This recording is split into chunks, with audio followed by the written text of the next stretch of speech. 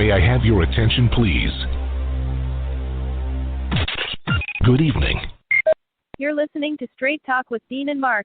We thank you for tuning in and hope you enjoy another exciting episode of our show.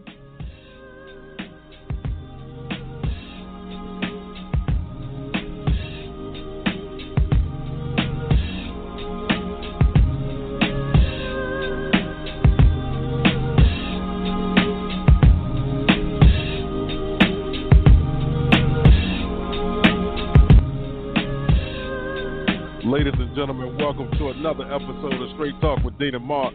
It is the last show of 2020, and man, we're glad to get rid of this year because it's been a very interesting one, to say the least. So, what are you going to do in the new year? You know, people come up with their New Year's resolutions and all of those things. It sounds good, but then, is it really good? Can you make those things happen? Can you put some things into practice that maybe you should have been doing the entire time? I'm not sure, but you know what? We'll find out because the first of the year before you know it now. In some news here, I see that just came across the wire the House vote to increase stimulus checks to $2,000, substantially boosting payments for most Americans. They sent that bill to the Senate. I know that the president signed the earlier version, which gives everybody like $600 or something like that. But the House on Monday approved giving Americans weathering the coronavirus pandemic $2,000 stimulus check, substantially boosting payments for the $600 check that was set to be given out as a part of the COVID-19 relief package that President Donald Trump signed to the law actually Sunday evening. The bill passed by a vote of 275 to 134. It needed the support of 2/3 of House members present, read in such a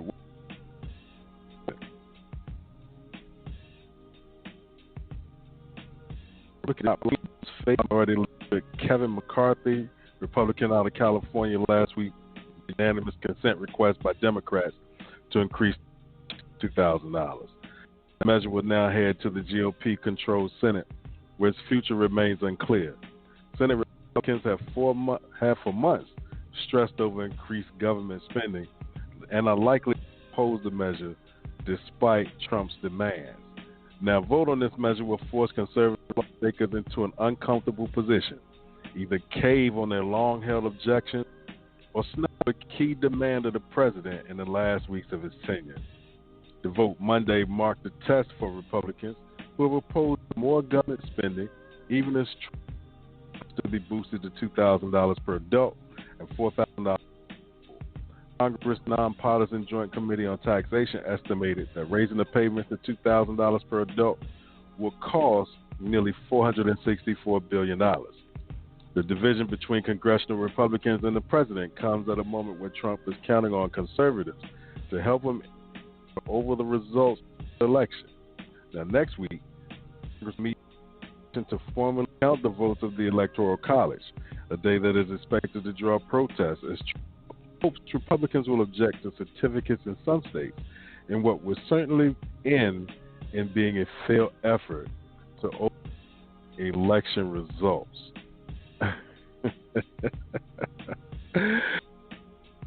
The boost checks were a direct demand from Trump, one of several policy items that led the president to heavily criticize the package, despite negotiating the legislation with Congress as part of a large government spending package. He called the legislation a disgrace, which launched fears that the president might sign the bill. His criticisms and delay in signing the legislation resulted in expanded unemployment insurance expiring for millions of unemployed Americans, delaying their next check. And Trump also came as a slap in the face to many Republicans who voted in support of the measure after his administration gave it the green light. Now, Trump ended up signing the $900 billion COVID-19 relief package, which was attached to a $1.4 trillion government spending bill Sunday evening to avert a government shutdown. He warned the measure back with revisions, though House Democrats have already said that they would not take up the president's request. The process, known as a rescission request, would temporarily free certain funds highlighted by the president for 45 days. If Congress does not take up the changes, the funds released after that period. As president, I've told Congress that I want far less wasteful spending and more money going to the American people in the form of $2,000 checks per adult and $600 per child, Trump said in a statement Sunday. I'm signing this bill to restore unemployment benefits, evictions, provide rental assistance, add money for PPP, return our airline workers back to work, add substantially more money for vaccine distribution, and much more. Now, Republicans on Capitol Hill caught between a vote to approve the stimulus they thought would be popular and a president who appeared bent on undermining the measure after approved, appeared to breathe a sigh of relief after Trump signed off on a package. I'm glad the American people will receive this much-needed assistance as our nation continues battling this pandemic, Senate Majority Leader Mitch McConnell, Turkey Neck, said in a statement Sunday evening. Now, the relief package provides up to $600 in direct stimulus checks to millions of Americans, and it extends unemployment benefits, as well as a program intended to help small businesses retain their employees during the coronavirus pandemic. The bill was the fifth passed by Congress since the pandemic began nearly a year ago, and a result of intense negotiations in recent days as lawmakers and their staff worked on a compromise that drew criticism from the far right for being too costly, and from the far left, who said it didn't go far enough to help the American people. Now, that dispute and the lawmakers came as the coronavirus pandemic went a march across the United States, dramatically increasing infections and also deaths. Along with this, Republicans are similarly in a tight spot on another measure Monday as they consider overriding the president's veto of the annual National Defense Bill. Now, that bill is actually a $741 national security package. It'll raise troops' pay, direct the purchase of weapons, and set military policies. The president voiced opposition to the measure largely over two key provisions: an inclusion that will rename certain military bases that honor Confederate military leaders, and Congress's refusal to include language that will strip social media companies from the protections they enjoy under Section 230 of the Communications Decency Act. The many House Republicans expected to join Democrats Monday in overriding the president, marking the first time the chamber will have one of Trump's vetoes. That's very interesting because, it's time to change those bases that were named after those Confederate leaders. It's time. It's way overdue. And the protections of the social media companies, I'm not understands that also protects Mr. Twitter fingers. That, he's off on his own and he does a little bit too much sometimes. But anyway, I see my co-host is here, my host is here, I'll put it like that. So we go get ready to start this show off. It's the six-man Dean Geronimo. I know I've talked about 5 or 6 good minutes, but welcome to Straight Talk with Dean and Mark. And from NJ to NC, I'm in the studio with my right-hand man, Mark Lee. So, Mark, tell me what's good in your neck of the woods, my brother. Well, I was glad to see that I might be getting some extra money, but even though when I've talked to my friends, they don't hold your breath. You might get it in March, you might get it in August, you might get it in September, but there's no telling when you might actually get the actual check. Now, I'm hoping that they're wrong and that the check is on its way and that I'm going to get it, sooner versus later, because I just checked my bank account, the bank card, and it was looking kind of pitiful. So it was looking at me. Actually, I think the bank card might have been laughing at me because I went to one of the websites and I typed in my code, and before I could even look at the number, I think I heard laughter.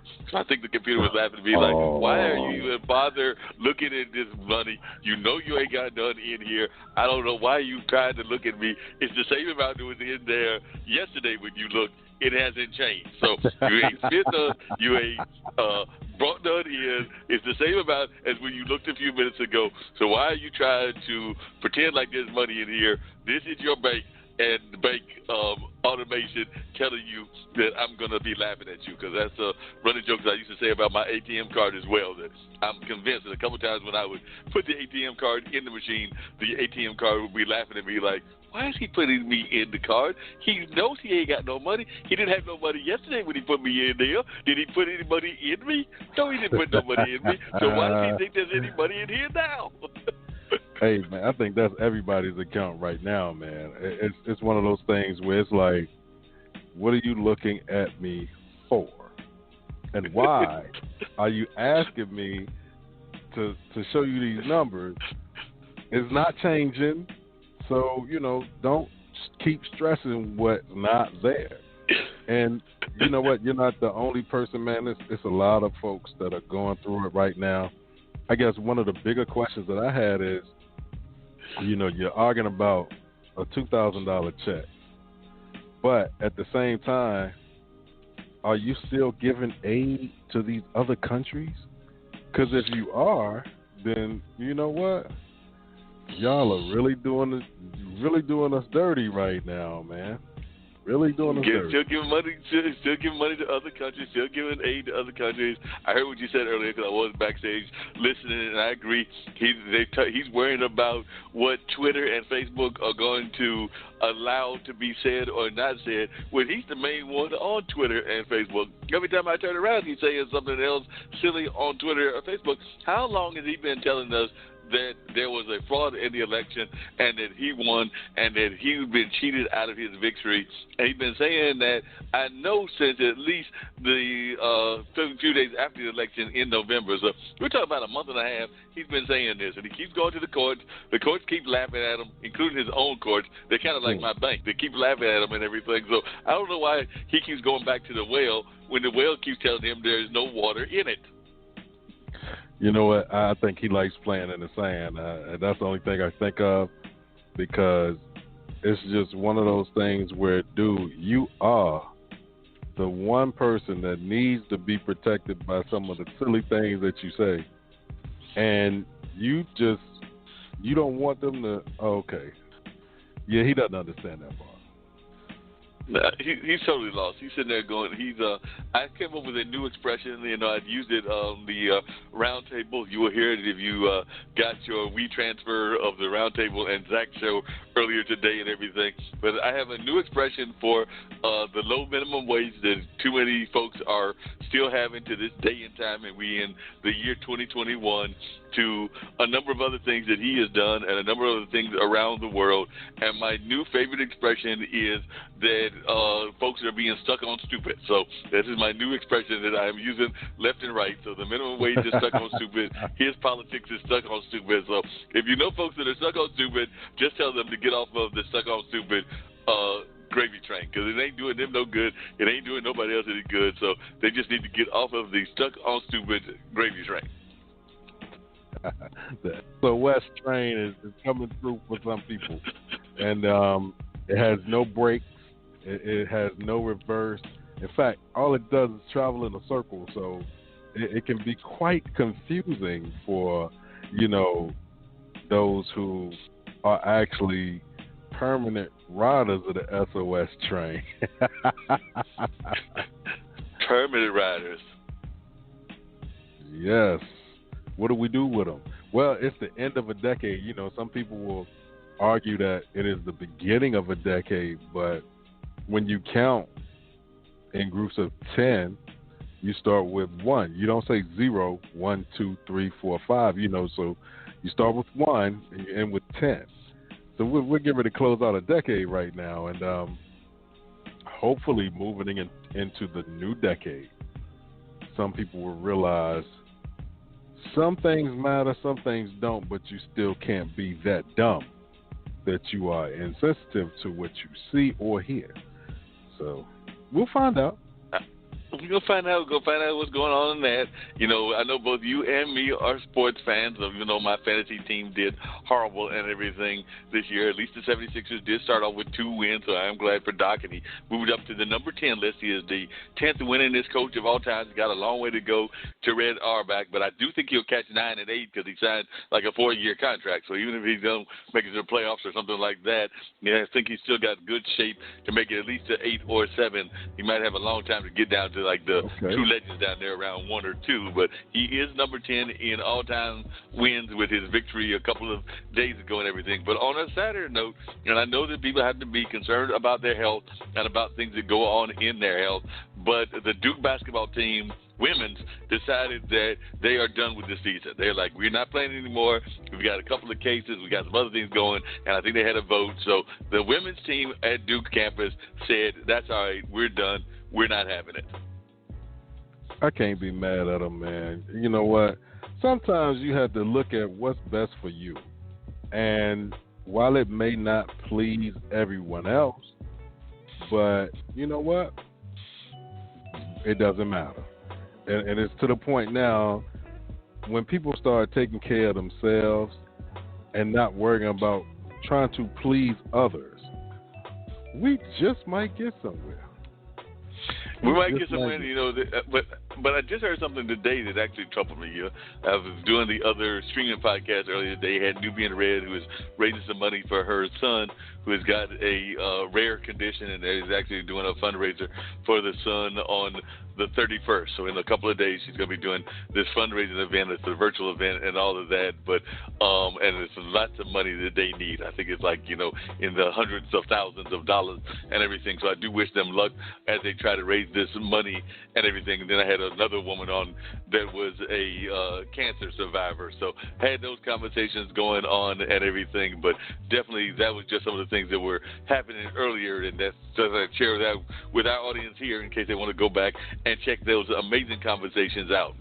They were just talking about some very important things and all that. But one of the things that came up in that conversation, that's the point I was going to make, I knew it would come back to me and everything, was that I'd heard that, you know, we're glad that we've got vaccines. I know a lot of people are concerned about whether they're going to take the vaccine, whether they're not going to take the vaccine, and how the vaccine will be impacting them and all of that.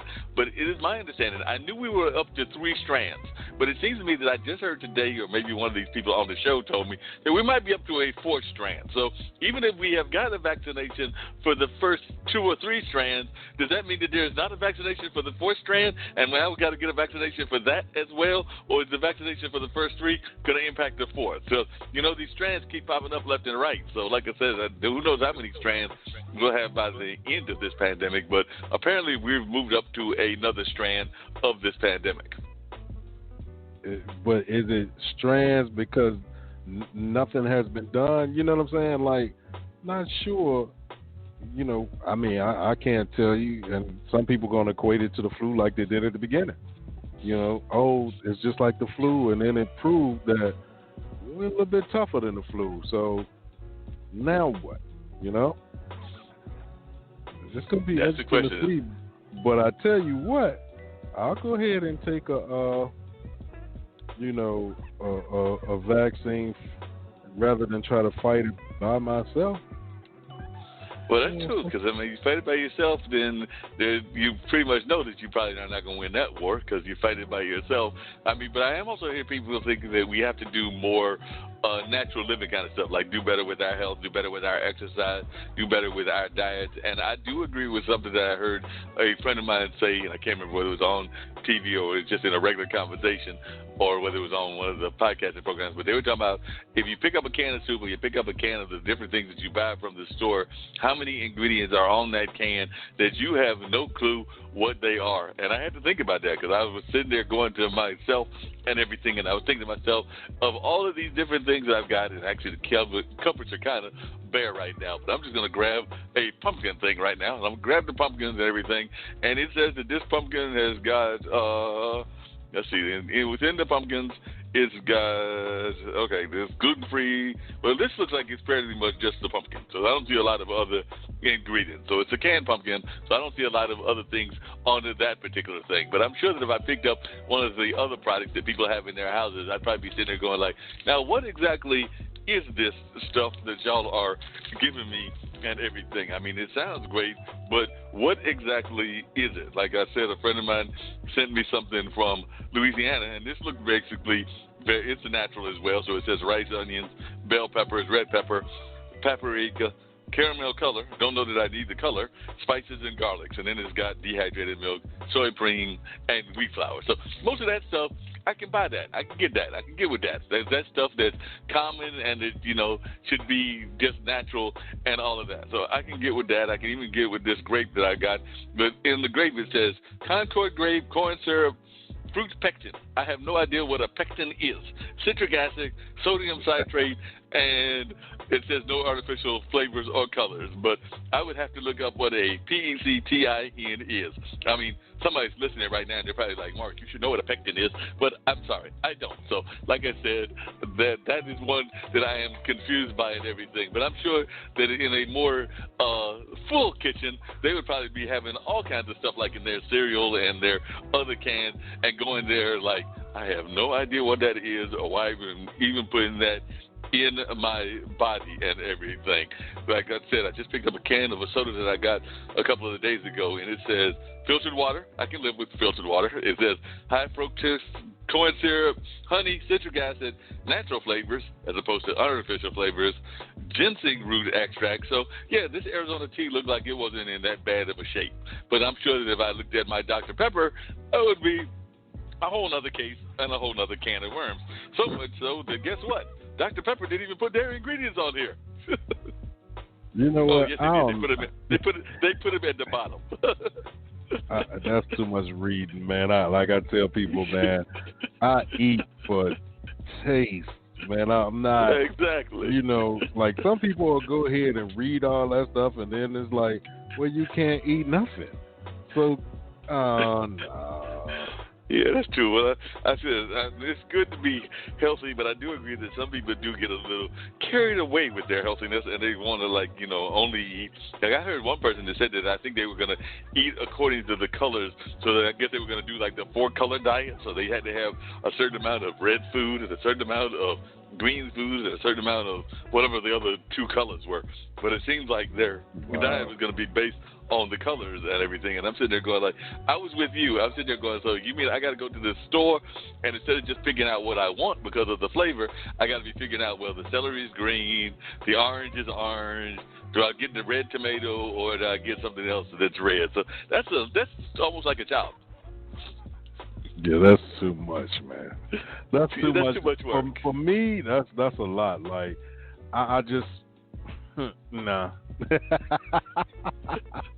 You're going in there color coordinated, but like you come out with a 64 pack of crayons or something, man. Like, nah, that's okay.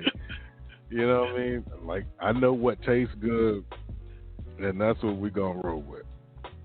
We're gonna roll with what tastes good. Yeah, like people's like, oh well, you got to eat this and you got to do this. And remember, years ago, they used to beat up cigarette smokers, and they used to say, why would you do that? You're killing your body. But now everybody's on the cigar tip.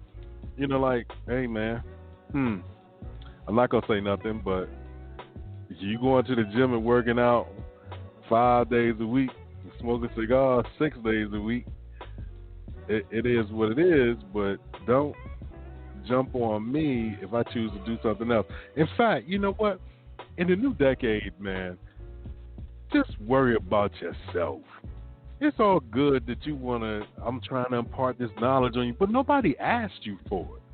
So until somebody asks you for your opinion about their health or their wellness, you know what, y'all?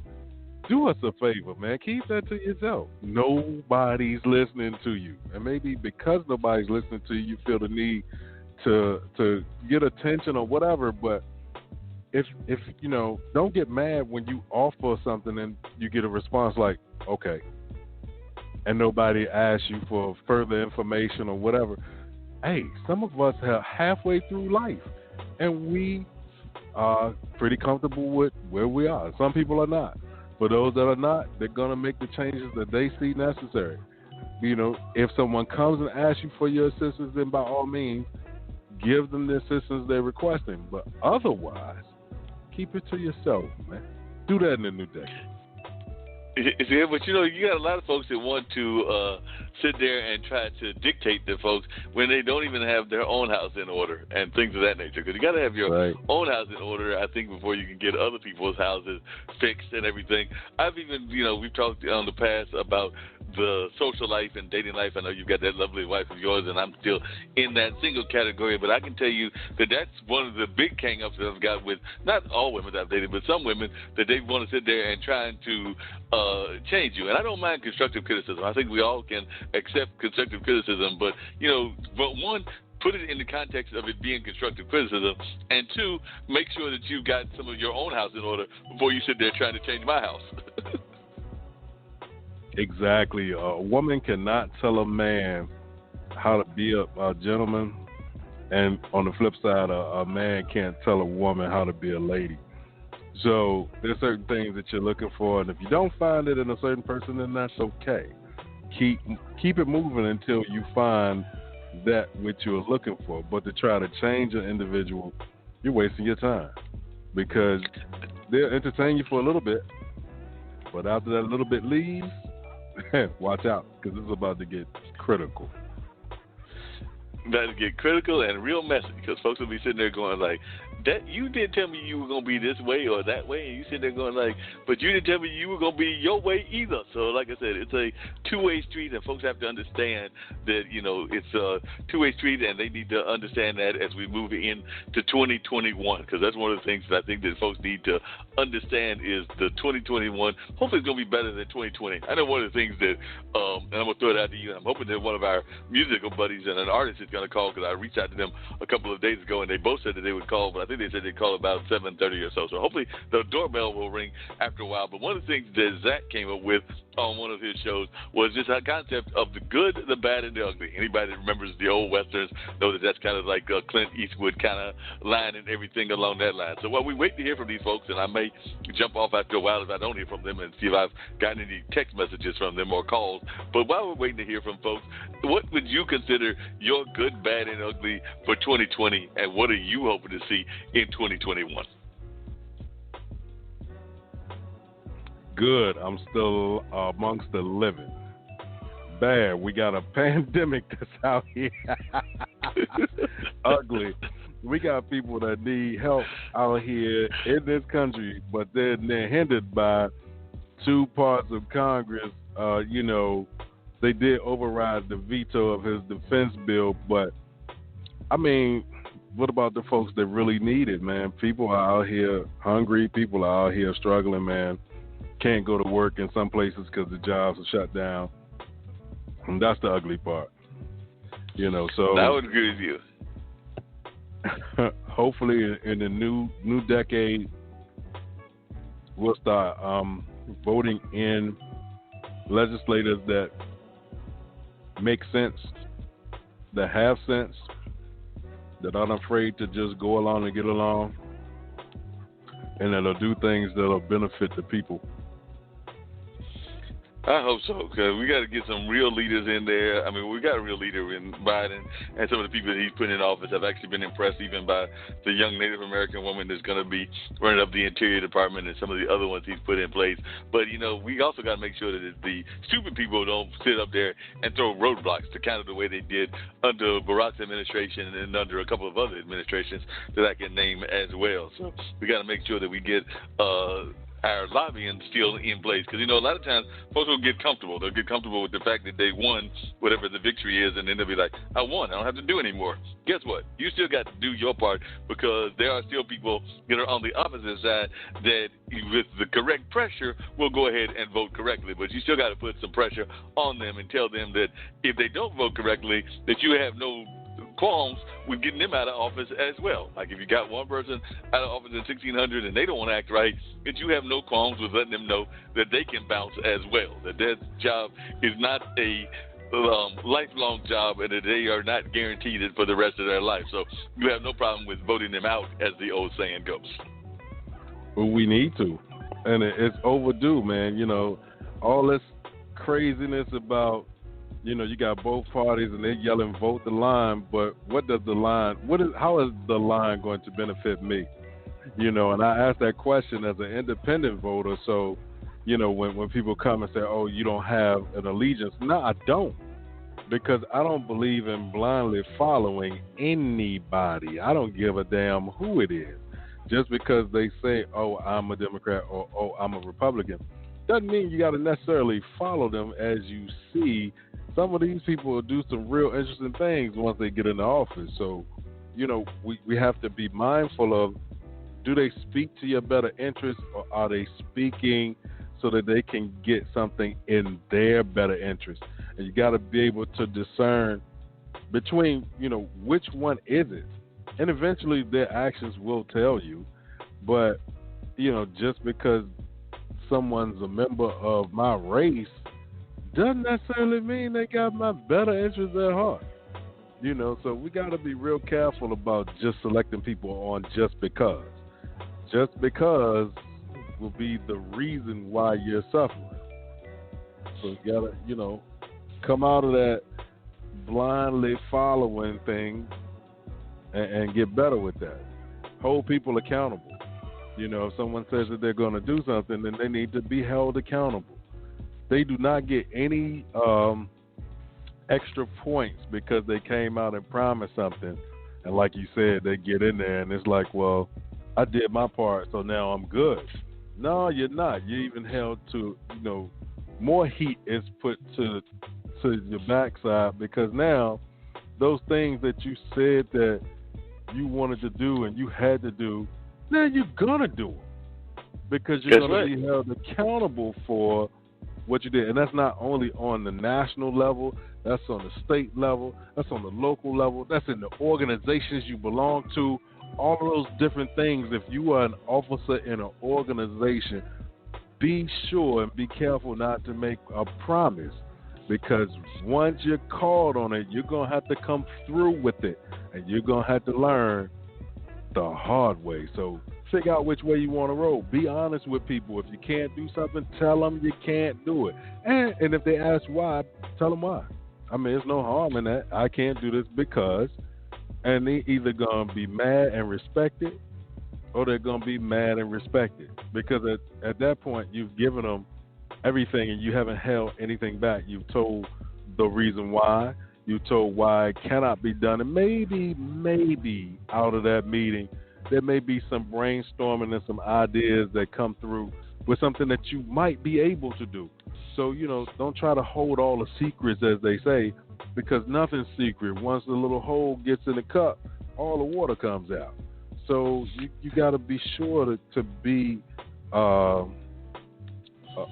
truthful in all your dealings, and life will be easier for you. It is what it is. Definitely. It is what it is, and these folks got to just understand that and understand what's going on. But unfortunately, folks don't seem to have that mindset. So I don't get why folks don't have that mindset. They just get stuck on stupid, as the old saying goes, and they just got to get off of that being stuck on stupid and all of that, and share a little bit more of their true wisdom. Because I agree, if that water is got a leak in it, guess what? Unless you plug that leak up, it's going to keep on leaking. So you got to figure out a way to plug that leak up, or actually just know that you're going to not have a full cup if you don't fix that leak. Yeah, and what are you going to do when you got water all over the floor and you don't have a mop to get it up? Now you got some stuff on your hands, and now somebody's still holding you accountable. But it gets a little worse because you either withheld information or you just outright lied. So how do you handle it? Yep, they just got to understand that. They got to understand what they should be doing. But a lot of times folks don't have the most common sense that they should have. And sometimes I'm amazed that the folks don't have just basic common sense. You just want them to have some real basic common sense in life. But, sometimes common sense isn't as common as we would like to think it is. Not at all. It's like common sense had disappeared, and folks are going like, common sense? What's that? I don't know how to do common sense. That's a mystery term to me. Yeah, it's a mystery term to a lot of folks. Because sometimes, like the old folks used to say, common sense ain't so common sometimes. That's real true. Sometimes you be going there and going like, well, why isn't it common? Why are we not having common sense and all of that? We should be having just normal common sense, but some people do not get that in the least bit. They're going like, I ain't got no common sense. I ain't got no sense whatsoever. So, as a matter of fact, I'm still trying to figure out what my whole mindset is and what I'm even doing on this world. But sometimes folks just get caught up in that kind of stuff versus things that they should be dealing with, which is dealing with the real reality of their lives and all of that. But some folks don't even want to deal with that. They just kind of like want to see whatever they can think about their lives and not be putting it in a positive way. And I think I see that we've got a caller, which I believe is my artist friend. So I just saw that he popped in, and I'm so glad that he popped in. So I see that the artist is called, and we need to learn about our artist, buddy, and see what's going on in the wonderful world of art, because he is a masterful artist. So let's bring in Mr. Joseph and see what he's got to say about his artwork while I try to grab maybe a glass of water or something. And there was a little bit of a scratch in the throat there. I hear that. So like, we're going to bring him in and find out what's going on. All right? All right. That sounds wonderful. Thanks for calling Straight Talk with Dean and Mark. You are now on the line. Tell us who you are and where you're calling from. Yes, sir. My name is Joseph Sand, and I am calling from Randleman, North Carolina. All right. Well, I appreciate you calling from Randleman, Joseph. As I said, I reached out to you because you are one of the people that is always talking to me about what's going on in the art world, and I've actually known that you've done in the past when we could do those festivals, because I know I would sometimes see your work at like Centerfest and Eno and a number of other places, but unfortunately this year a lot of that work was done virtually. So I guess one of the first questions I've got to ask you is, how are you maintaining as an artist in this day and time that we're living in? We're in the middle of a pandemic, and that cannot be easy for an artist. As a matter of fact, I was hearing a study by the NEA that said that while restaurants have been facing a difficult time, the artists of the world, be that performing or visual artists, are probably even doing worse in this pandemic in terms of survival, and are even doing worse than the restaurants in some categories. So how are you making it as an artist, and what are you doing to conquer this madness that we're in the middle of? Well, thank you for asking. Yeah, it has been a struggle. This year, so started off, we had all of our shows booked, and we were excited getting ready for that, and then obviously that all happened. So what we have done, we've adapted, and we've done a lot more online sort of events. So typically in a normal year, we'll do 3 kiln openings here at the Pottery. So that's what we make. I'm a potter and make sculptures. I make large sculptural things that are, considered ceramic, but it's also pottery. But we do 3 of those a year typically. We have a 40-foot long kiln that we fire, and we have everyone come out, and they pick out their pottery or the sculptures and, are happy to take them home and all as well. But this year we have gone ahead and put everything online, and it's just been a completely different way of going about it. So 3 times a year now we have done everything online instead of. So what we'll do is we'll fire the kiln, put maybe 50% of the inventory on, because it just is so much to, photograph and price and all that. So we've done that, and we've had a decent response from it. The main thing is we aren't selling anything like the big, $3,000 sculptures typically online, but, people are willing to part with $100 to $400 pretty freely online. So, that's what's getting us by right now. Sounds like that's a great thing happening. Now, 2 things that you're doing that I think are wonderful, and I do want to talk about one of the events, because I love this event that y'all came up with for 2021, so I want to get into that in a little bit. But before getting into that, if you can tell our listeners, and we do have listeners from around the world, what got you into the wonderful world of pottery and art in general? Were you the person that, as a kid, was always into art, or did art kind of find you later in life? Or what got you into pottery, and what made you decide to become a potter? Well, I've always loved doing stuff with my hands. So, I'm making art and building stuff. I'm an avid builder also. I love construction. But when I was a kid, I remember I grew up in Minnesota, and there's a lot of clay there also. And I remember making a cube out of clay, and kind of that is a very, very fond memory of my first sort of experience with tactile and clay. And since then, I went to art school as a sculptor. I actually lived in Italy for a year and England for a year, and I was studying more, sort of fine sculptural things, Renaissance, Baroque period. But then in my time in England, I became really interested in pottery, and that brought me to North Carolina to do a 3.5-year apprenticeship. And that's where I fell. I turned into a potter, and now this is our 11th year that we've been running a successful business in pottery. Well, it sounds like a great thing that y'all are doing. I feel sorry for you being in Minnesota. I'm a diehard Vikings fan, and we managed to lose several games and everything, so we got eliminated from the playoffs. Once again, I've been a Vikings fan since the Fran Tarkenton days, so y'all, once again, the team from Minneapolis has broken my heart. Once again, unlike my partner in crime, Baltimore Ravens team, which looks like they will be headed to the playoffs, we will be sitting there watching on TV and everybody else. Yeah, same here. I'm a Vikings fan and also a Panther, so it was a double whammy for us this year. It wasn't a good year for our football. Yeah, that is my second team, the Panthers being the hometown team. So you are right. This was not a good year in football whatsoever. So we'll have to figure out somebody else to root for in the playoffs. Maybe we'll have to root for Dean's Raven team or one of those other teams that's out there and everything. But, yeah, our folks are not doing all that well. I'm going to probably get some grief from people, but I'm a big Tom Brady fan, so I'm going to root for whoever he's playing with.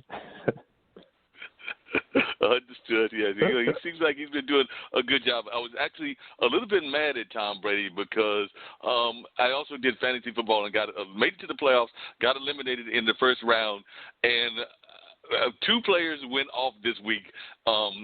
Alvin Kamara and Tom Brady. So they had like about 70 points. So if they had those points last week or in the first week when I had them playing on the playoffs, I could be in the championship as well. But they decided to show up after I've been eliminated. That's the only problem with fantasy football. They decided to show up after you don't need them.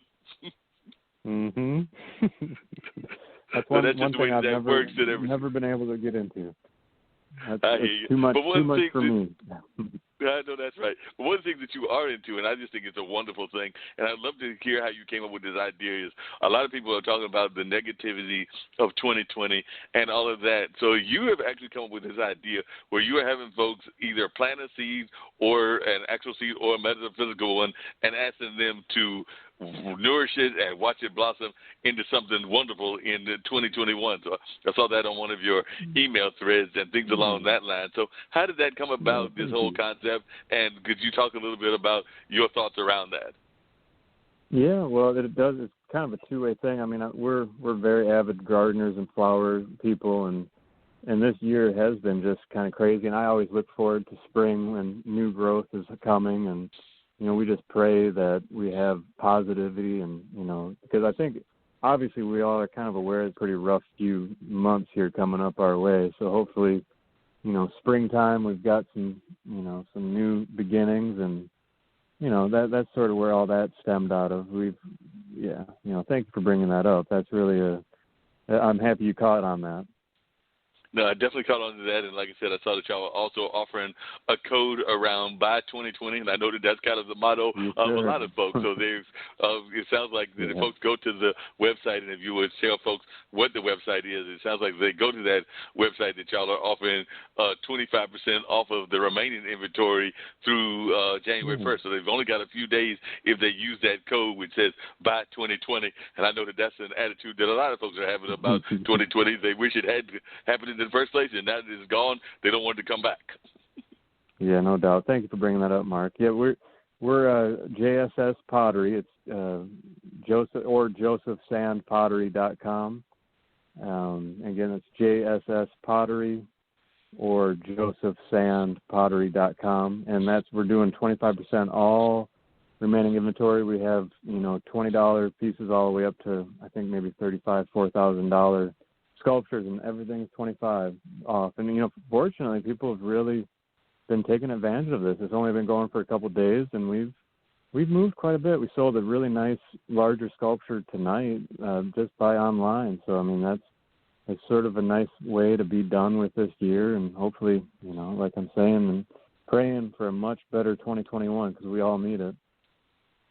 No, there's no doubt we definitely need a better 2021, and I definitely agree with you on that and everything. Now, Dean, my business partner here, has got a lovely wife that he considers his business partner, and it sounds like you've got that in your partner, Amanda. So was she always involved in art, or did you bring her into the art world? And can you talk to Dean about the importance of having that life partner with you? Because I know he's a big supporter of his wife and his wife of him, but it sounds like y'all have a similar type of relationship. So I'd love to hear more about how she's connected to your business and also whether she's an artist herself and the nature of y'all's connection.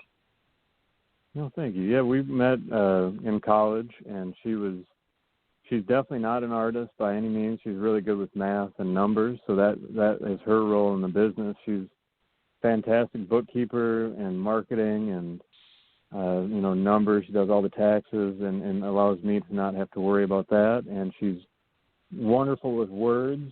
So that was her words that you caught on that email. She's a great writer.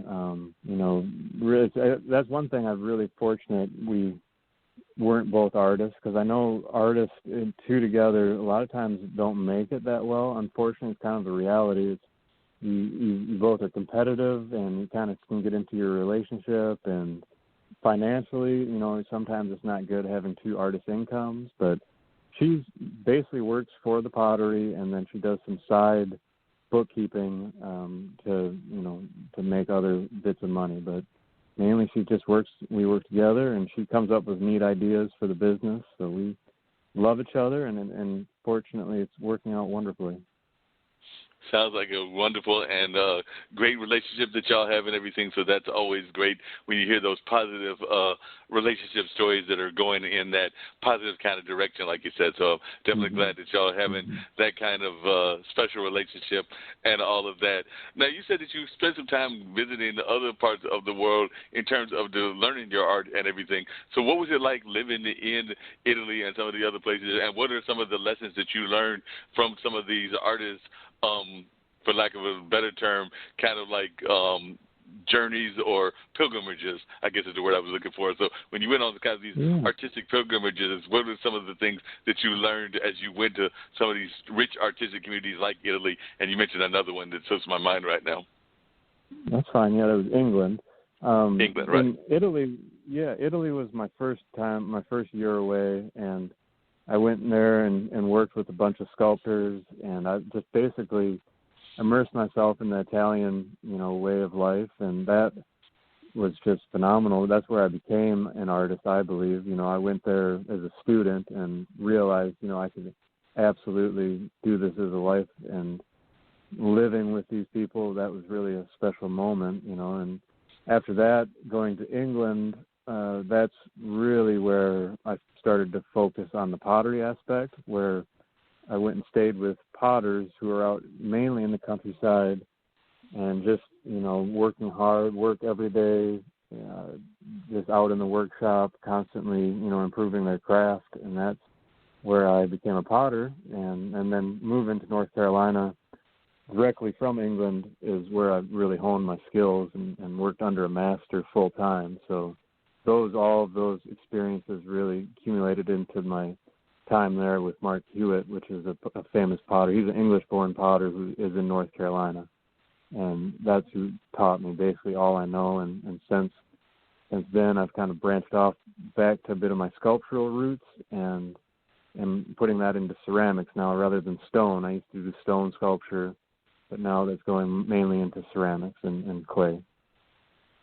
Yeah, and I know that a lot of times, a couple of things come to mind is, who do you consider, in addition to Mark Hewitt, some of your inspirations, whether they're world-famous artists that are, like, known through history, or world-famous potters, or, like, some other local ones, but who are some of the folks that have inspired you in your artwork?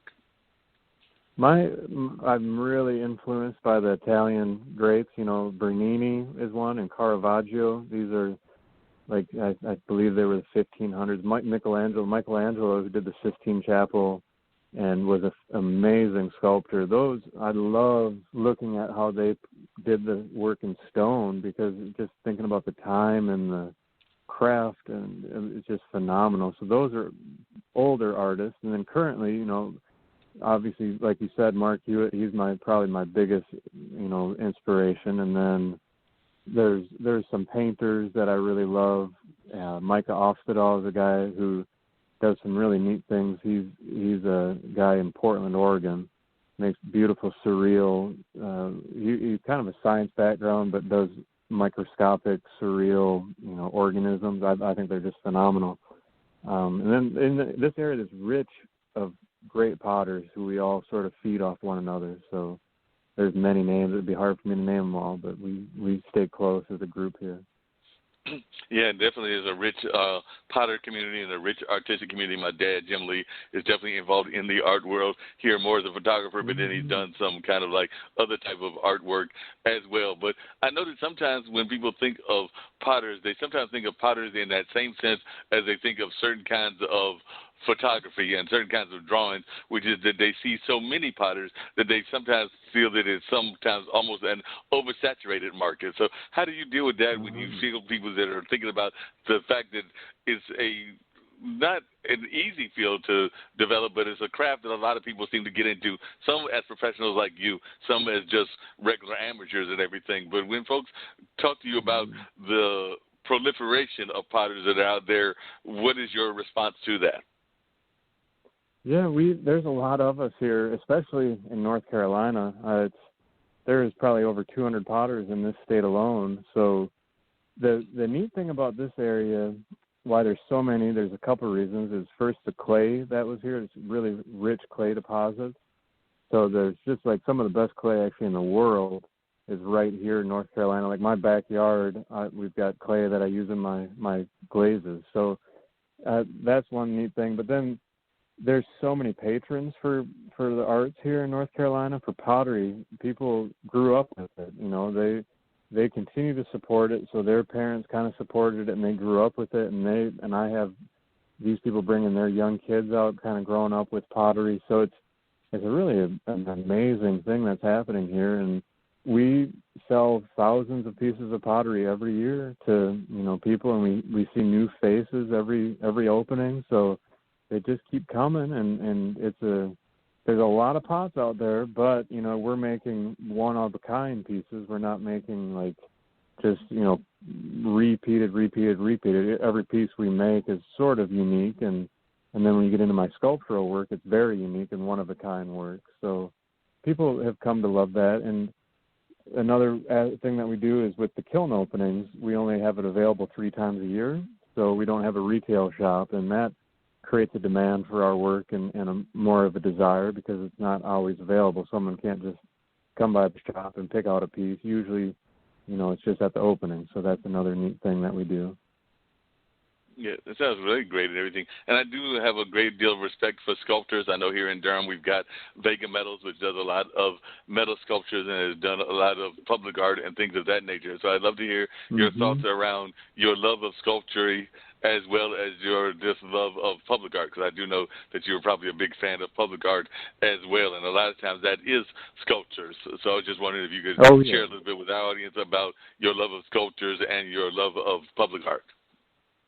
Yeah, that's something we've, recently been doing more and more installations in public places, which is, some hotels we started, and then there's a place in Winston-Salem at the convention center. When really a neat whole new line for us. I absolutely love, large works that are, at the North Carolina Museum of Art outside there, and going and seeing those and getting inspiration from that is something really feeds my creativity. So yeah, public art is super important. I've gotten into making kind of like sculptural seats.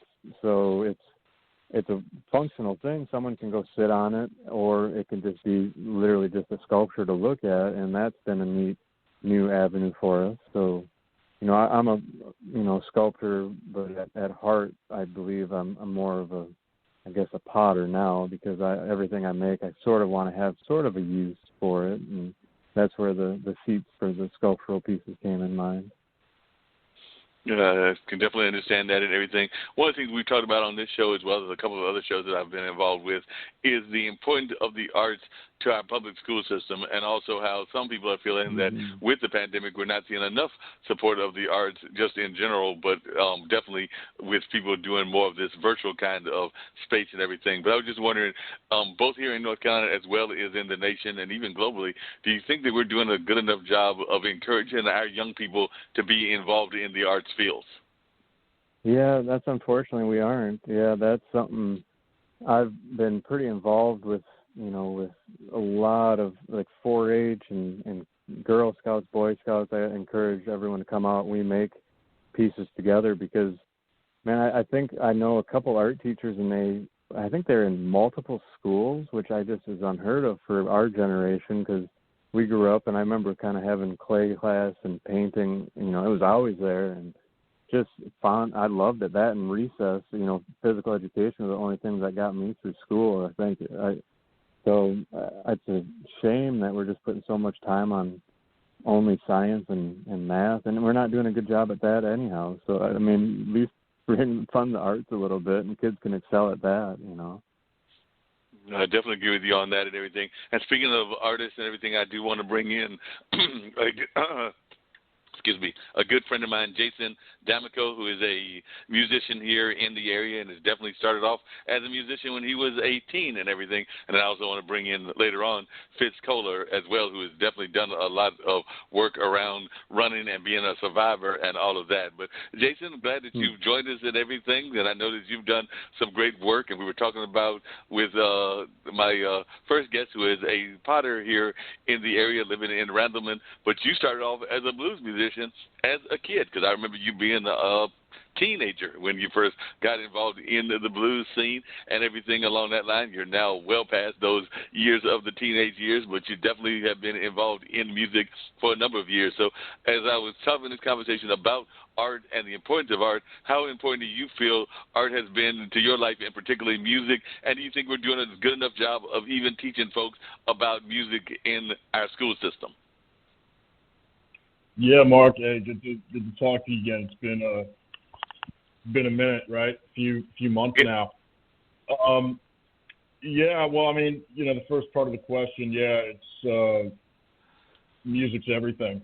I think this year especially has really kind of put that into perspective, because everything got turned upside down. We went from having full schedules throughout the year with pretty much the whole year figured out and touring or playing shows locally or whatever. We had both. So we were going to go out of state, we were going to stay in state, and just like the rest of the entertainment community, everything completely got turned as a 180. And it's everything. I think a lot of us had to really look in the mirror and ask ourselves, why are we doing this? Are we still going to continue to do this with all the unknowns in the world? And for me personally, I had no other choice. Music picked me. I really didn't pick it. And I actually working on a record right now. One of the lines is lyrically, I'm not sure if I chose you or you chose me, speaking to music specifically. And I have the same perspective with the school system, because I had some really incredible teachers and mentors in my youth that, I look in the mirror today at who I am, and I wouldn't be who I am now if it wasn't for that. And luckily, I had it in the public school system because of just some great decisions that were made either by the superintendent or the principal to keep the program running, or it was also in the private sector because I just had mentors that believed in me, that wanted to really pour into my life, and then also a product of great parenting. So it's a combination. I don't think one thing really can help someone who's a youth. It's a trickling effect. I think there's multiple aspects to it, and fortunately, I kind of had those multiple aspects. But it's still, you got to have the tenacity to move forward. And this year has just been extremely perspective, life-changing. So that's a lot to answer your question. No, Hopefully I kind of answered it. No, you definitely answered the question and everything, and I appreciate it. And I want to learn more about some of the things that you're doing and everything, but we still got a little bit over an hour to go. So I do want to bring Fitz Collar into the conversation as well. So, Dean, if you can bring Fitz into the conversation, who is actually a tremendous survivor and has gone through a lot of things in terms of being a survivor of cancer and all of that, and had her earlier on the streaming podcast, and she just gave a lot of great insight as to what it takes to be a survivor. And she's written a book, and I just love the title of the book, and I wanted to share the title with the rest of the panelists, yourself included, Dean, as well as my great artist friends and everything. So definitely, Fitz, if you could tell a little bit about this amazing book that you put out there and your connection to the running community, because you've had the privilege of actually making announcements of major races around the country and around the world. So it's your turn to talk a little bit about what you've got going on, including that book with that amazing title. Well, thank you. Hi, Mark, and hi, everybody. So I'm a fitness expert. I've been teaching for decades. I'm a master's in exercise and sports sciences, and I focus all of my efforts on efforts that make a mass impact. So I don't do anything in a gym or studio. Everything I do is large-scale, TV, radio, books, magazines. I also announce some of the largest, most prestigious running events in the United States, from Los Angeles Marathon to Buffalo, Philadelphia Marathon, Big Sur. I announced the Wonder Woman and Batman series for Warner Brothers. I have a large resume when it comes to the running industry, and I just adore the work. And usually my work takes me at least 30, 35 weekends a year around the country. In fact, I live in Florida, but I only announce one race weekend in Florida. All of my events are everywhere else. So, I love what I do, and I'm happy to help folks live better and longer. And December 2018, I went in for my annual mammogram, came out with a clean bill of health. Less than 7 weeks later, I was at a race weekend in my hotel bathroom, and I had an itch, and I rubbed my underboob, and I found it. I found the lump, and I knew I knew instantly it was breast cancer. And so one of the great pivot points in my story is that I didn't hem and haw about it. I didn't stall. I didn't put my head in the sand and avoid it like many people do.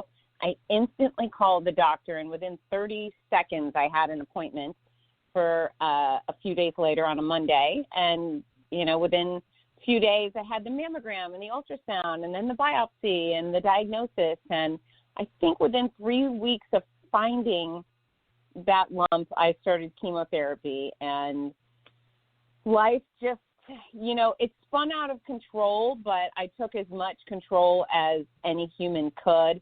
I was in 18 months, 21 rounds of chemotherapy, 33 rounds of radiation, several surgeries, and while life was spinning, I made some very distinct choices. And so my book is called My Noisy Cancer Comeback, and because I'm known as bossy when it comes to fitness, and noisy since I make my entire living on a microphone. And, I did cancer and I played by my rules. Yes, I sought out the best medical team and the best treatment. But I decided before I, had that first infusion, I decided I wasn't giving up my career. I wasn't giving up special time with my kids. And so no matter how bad things got, and they got bad, I was gray and I was bald, and I lived with the likes of a tequila hangover for 5 months solid, plus all sorts of other wonderful side effects, as you can imagine. But I never missed a flight. I never missed an event. I never missed an opportunity to stand at a finish line hugging thousands of strangers and welcoming them through like champions. And, it was an experience I would give back in a heartbeat, because who in the world would say, I do cancer over again? But I choose stubborn over surrender any day, and I'm really proud that I chose to forge on with my career and my family while going through the brunt of it. Definitely. I think that's a great inspiration that you give to a lot of folks and all of that. Jason, coming back to you, and I definitely want to continue the conversation on a lot of different levels. But we were talking, and you heard that she's definitely a survivor and all of that. So if you would just talk a little bit about some of your own projects and some of the things that you've got going on, and just some of the ways that you have even just as a musician survived during these hard times and everything. Because earlier I had the Potter on, and he was sharing how he was surviving, including doing some very special sales, including one that is got a kind of background of Buy 2020, or Buy 2020 is the coupon code that he's giving, because a lot of folks are having that attitude that they want 2020 to be long gone and hopefully 2021 to be a much better year. So what are some of the ways that you are handling both what you've lost in terms of the career opportunities and moving forward into 2021? Sure. Yeah, I think it's all perspective. For me, it's just trying to turn, and a lot of successful folks have said this over the years, so I'm not making this up. I'm stealing it from them, but it's basically any problem that comes along in life, you have to see it as an opportunity, not a problem. So, we try to do that as much as possible collectively as a business, and Nebo Entertainment, our production company, but then also me as an artist, which I always will kind of introduce myself as in any conversation, because it's really what I am at the end of the day, more so than anything else. So as that character, as that person in this life, that's kind of where we're at. Is what we have this huge problem in the world. What can we do to either make it better? And if we can't do it, because I'm not in the science community or anything like that, I really no contribution to try and fix people in that sense. So, what do you do? And what we did was we just continued doing what we did. We just adapted. So the Jason D'Amico Show is a podcast that we started back in 2019. It started as a local outlet for artists to have a non-stifled time limit in a real formal interview locally in the Triangle, and before we knew it, within a few months, it burgeoned into a national and then an international show, primarily because of the pandemic, because it forced us to go to remote capturing. So that was obviously an opportunity coming from a problem, and then I've got a lot of music coming out in 2021, a lot of exciting stuff. I honestly wish, kind of like busting at the seams, I wish I could talk more about it. There's some really cool names involved with it, but for now I'll keep it under the hat. But just know that we've got some really cool stuff coming next year, and I don't believe those opportunities would have been possible without the world somewhat shut down. It just kind of changed it stirred the pot, so to speak, with contact and folks being available that wouldn't have been available originally. Myself being available when I wouldn't have been available originally to do certain collaborations. So, just adapt. And we really don't know what next year is going to look like either. So it's, just seize the day. Carpe diem. That's all I can say. And that makes a lot of sense, Jason. Yeah, that makes a lot of Sure. sense, Jason. Definitely have to seize that day and everything. I definitely agree with you on that. One of the things that I've always really admired about you and your business and the whole business model and everything, and I'm sure that Fitz would get a kick out of this as well, is the fact that ever since I've known you as a performer, and I first met you when you were a child performer and everything, you've always definitely had it as a family model. So even though you are the star of the whole enterprise, it is strictly a family kind of model. Your mom is definitely very much involved in your career, as is your dad and other family members as well. So if you could just talk to Fitz, who's got two young kids, and I think they're teenagers, if I remember correctly, and everything. But definitely, I think that's a great model that y'all kind of created and everything. And of course, I think she's doing something similar with her family. But I'd love to hear your perception of what it's like to have that family connected to the business. Yeah, well, it's a great question. I mean, I'm grateful that you're asking me that in my mid-20s and not my late teens. It's definitely a different perspective now than it was then, But having a business degree, having my bachelor's in business, and now with a few years of really trying to build a brand, having that experience under my belt, what better partners could you have than your parents? If they really love you, and in the case that in mine, they do for sure. What better partners could you have? And they've really always looked out for me, always looked out for the best. They gave me the decision to make at 19. I was actually a sole proprietor. When I was 18, I was teaching music lessons on my own. Everything was going in under Jason D'Amico Music. And we kind of regrouped when I was 19, and they said, hey, some benefits that come along with being an LLC. What do you think about going down this road? And it just made sense. All the boxes were kind of checked. It made sense from a tax standpoint, a model standpoint, just, a lack of liability standpoint.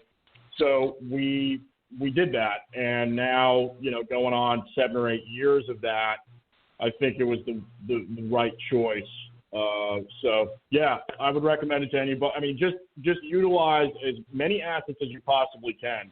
And that's something I would, again, I'm not going to take credit for that. I've read a lot of Gene Simmons books. That's out of one of his books. He was living with his mom when KISS was really starting to take off. He was saving up a bunch of money.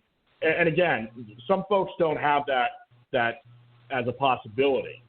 But I know a lot of people that have that as a possibility, and they blow it because of ego problems or whatever. And, we all have to fight that. But whatever the situation is, if you have that as a potential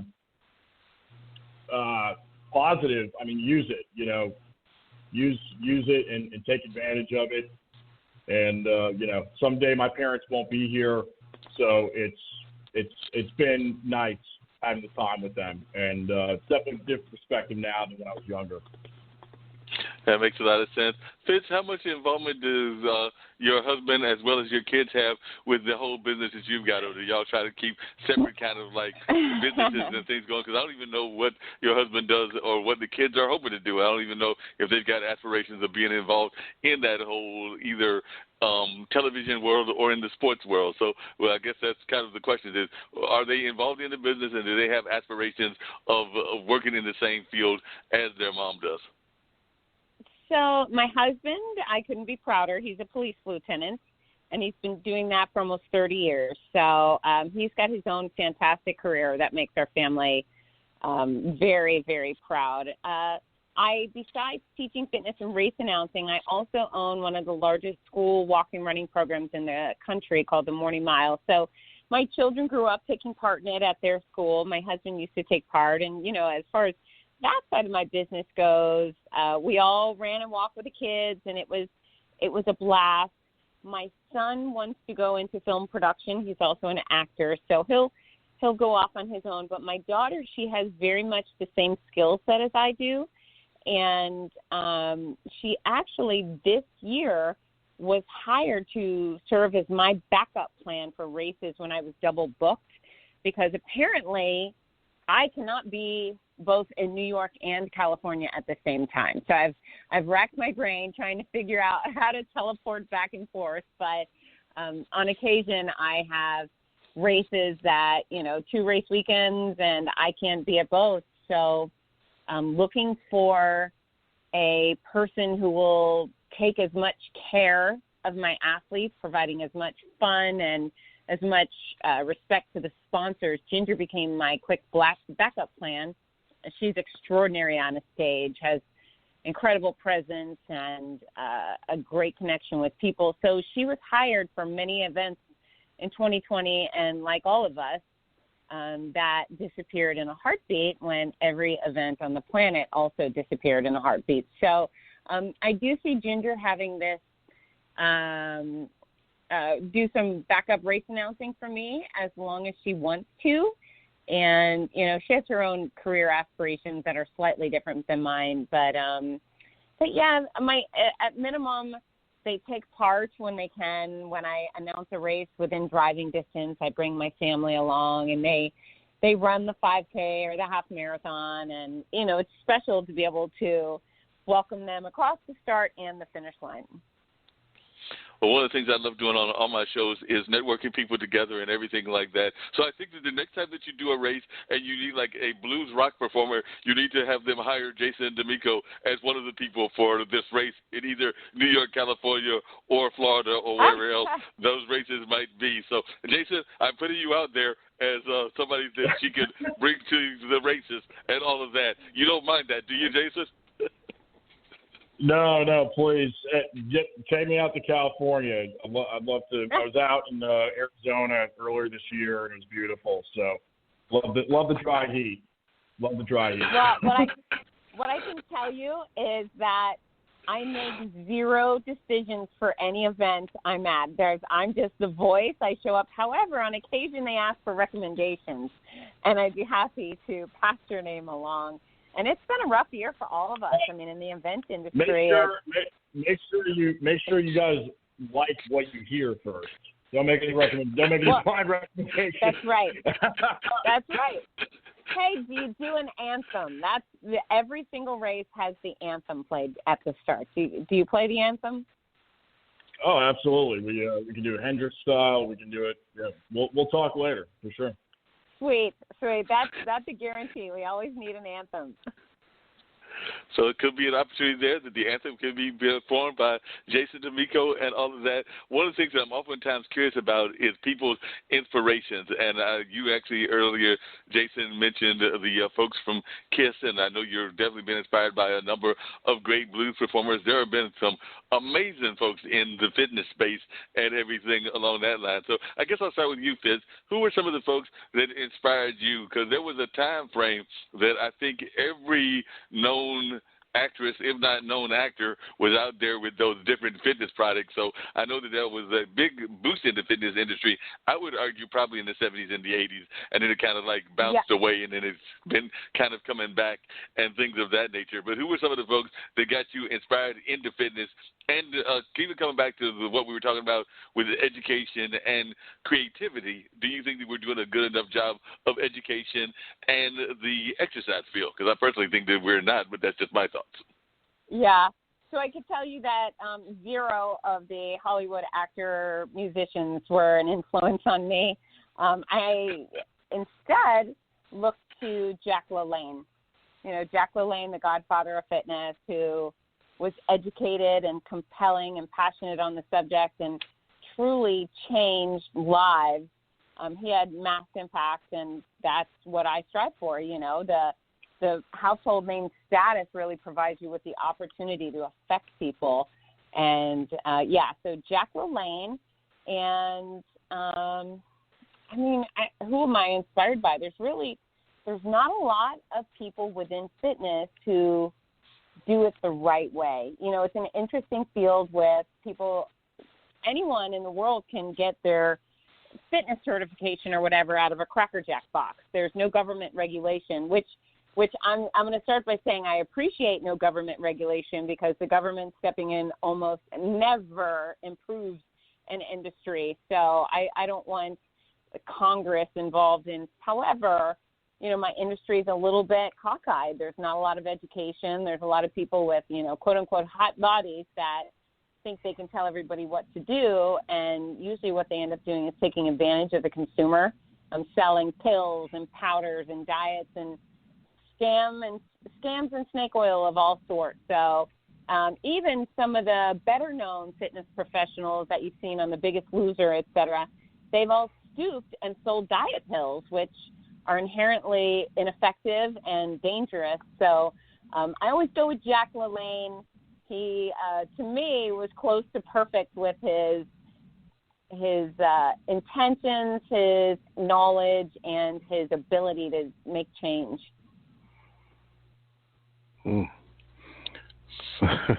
Wow. Is that not the response you expected? I mean, no, I have to go by what you tell me. Mark, I guess he's going to be calling back in a second. But when you talk about those individuals, do you think they're going to change course and probably do things the right way, or Never. do they? Nope. They care more about their bank account than they do care about, the average Joe or Jane that's just trying to lose a little weight, trying to feel better, trying to live longer. You got to start off with the information, and too many of them just aren't digging far enough, and they take the easy route, like keto. Nobody does keto for life, and the consequences of keto become pretty damn extreme if you stay on it long enough. And then you feel like you're suffering, and then you quit, and you go back and you gain all your weight. But they're not interested enough in, or I should say they're not respectful enough of other humans. When I had been teaching for 5-6 years before I went to grad school, and, I had the moment where I thought, if I'm going to make an actual career out of fitness and not just do it as a job, I need to know as much as possible, because I respect the spinal cord and I respect the heart and lungs. And if I'm going to take care of millions of people's hearts and lungs, I better know everything there is to know. And that's just not the case with fitness. So, there's a couple of people that do it right, but sadly the industry is a little bit, a little ugly sometimes, or ugly a lot. So it's more of a chase for a money grab rather than, I think so, in the interest of helping individuals, lose those unwanted pounds and working to keep them off, which requires more than just a pill or just a certain type of diet. There are no pills. Yeah, think about it this way. If there was an effective long-term diet, Oprah Winfrey would still be a size 10. If there was an effective pill, Oprah Winfrey would still be in her size 10 Calvin. But that pill doesn't exist. And if our favorite overweight billionaire doesn't have it, it doesn't exist. So too many people keep going to these, vitamin shops, and they talk to some minimum wage guy who just got a job there the week prior, and they say, hey, I want to lose weight. What do I do? And then that minimum wage employee who doesn't really know anything says, well, you got to buy these 5 products. Give me $200. And then they go home with the products, realize they didn't learn anything, gain anything, and then they go out and spend some money on some other hokey thing. It's just there's not enough people telling the truth. And to be honest with you, I think it's so important to tell the truth. That I do not accept money from a consumer. The only people who pay me are corporations. So, when I do work as a spokesperson or speaker for Disney or Office Depot or Oakley, they pay me. But they pay me to give information to the consumer for free. The same thing with the race organizations. They pay me to do a service, but when it comes to taking care of runners, I give out the information for free. If anyone goes to my website, fitsmith.com, right on the cover is an article called The Exact Formula for Weight Loss. It teaches people how to eat the right amount of the right food for the size they want to be. And that's it. They can have that guidance for free without giving me any money. And with that one article, they can go lose 100 pounds, 10 pounds, whatever they need, and live in that body they love forever. And they never have to exchange any money with me. Fitness, if you're a fitness professional, you should be paid for your time and your service, not your knowledge.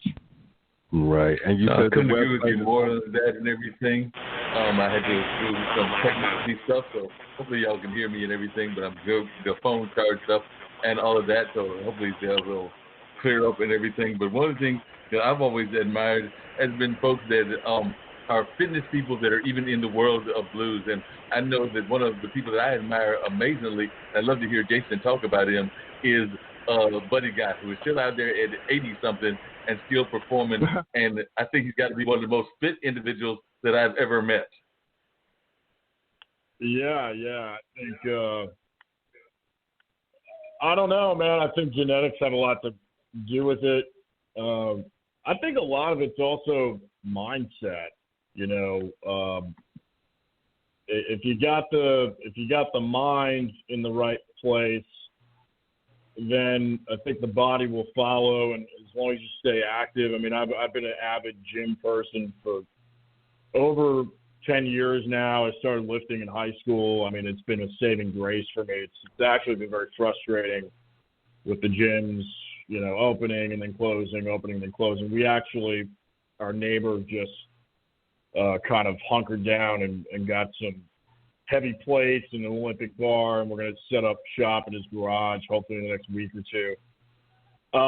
It's great. I love it. So I don't know if Buddy was powerlifting in the 50s and 60s, probably not. But, you know, as long as I think the mindset's the first place, and then from there, you know, just staying active. But one thing that's been a big benefit for us during the pandemic is, you know, the gyms have closed. I was riding a bike all over the place. I was walking, getting a lot more cardio in, and it really just kind of cleans out the carbon out of the mind and out of the body, corporally speaking, you know, physically. So it's all connected.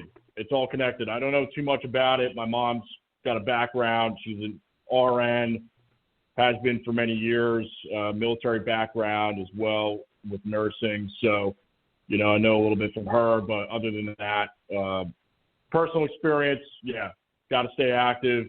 I think Buddy Guy definitely stays active and agile. So, and Chuck Berry was another one. I remember seeing Chuck Berry back when he was like, I don't know, mid-80s, and was just making it happen. So I think the blues has something to do with it too. The blues the music itself keeps you young. No, there's no doubt about that. The blues definitely keeps you young and all of that. So I couldn't agree with you more on that, because I'm pushing getting close to 60 and everything. That'll come up for me in a year and a half, because it'll be July of 22. So 2022, I hit that magic 60 number and everything, but I still have that youthful attitude, and we'll try to have it until the end time and all of that. One thing that I'd love to hear from both of y'all about is, because I think it fits into both fitness as well as entertainment, is that too often I find that people understand the business aspect of things, but they don't understand. I should rephrase that. They don't understand the business aspect of things, but they understand whatever the industry is, whether that's fitness or whether that's the show aspect, but they don't do enough of the business aspect. And there's a reason they call it show business. There's a reason they call it the fitness business. But I find a lot of people know the fitness aspect to some degree, even though I agree with you, Fitz, that a lot of them don't know the true training that they should have, or they know the show aspect, Jason, but they don't know enough about the business aspect. So what are some of the ways that you would encourage people to be more engaged in learning about business? Because there's a reason they call it the fitness business and show business. Sure. Go ahead. Yeah, if you want to start, go for it.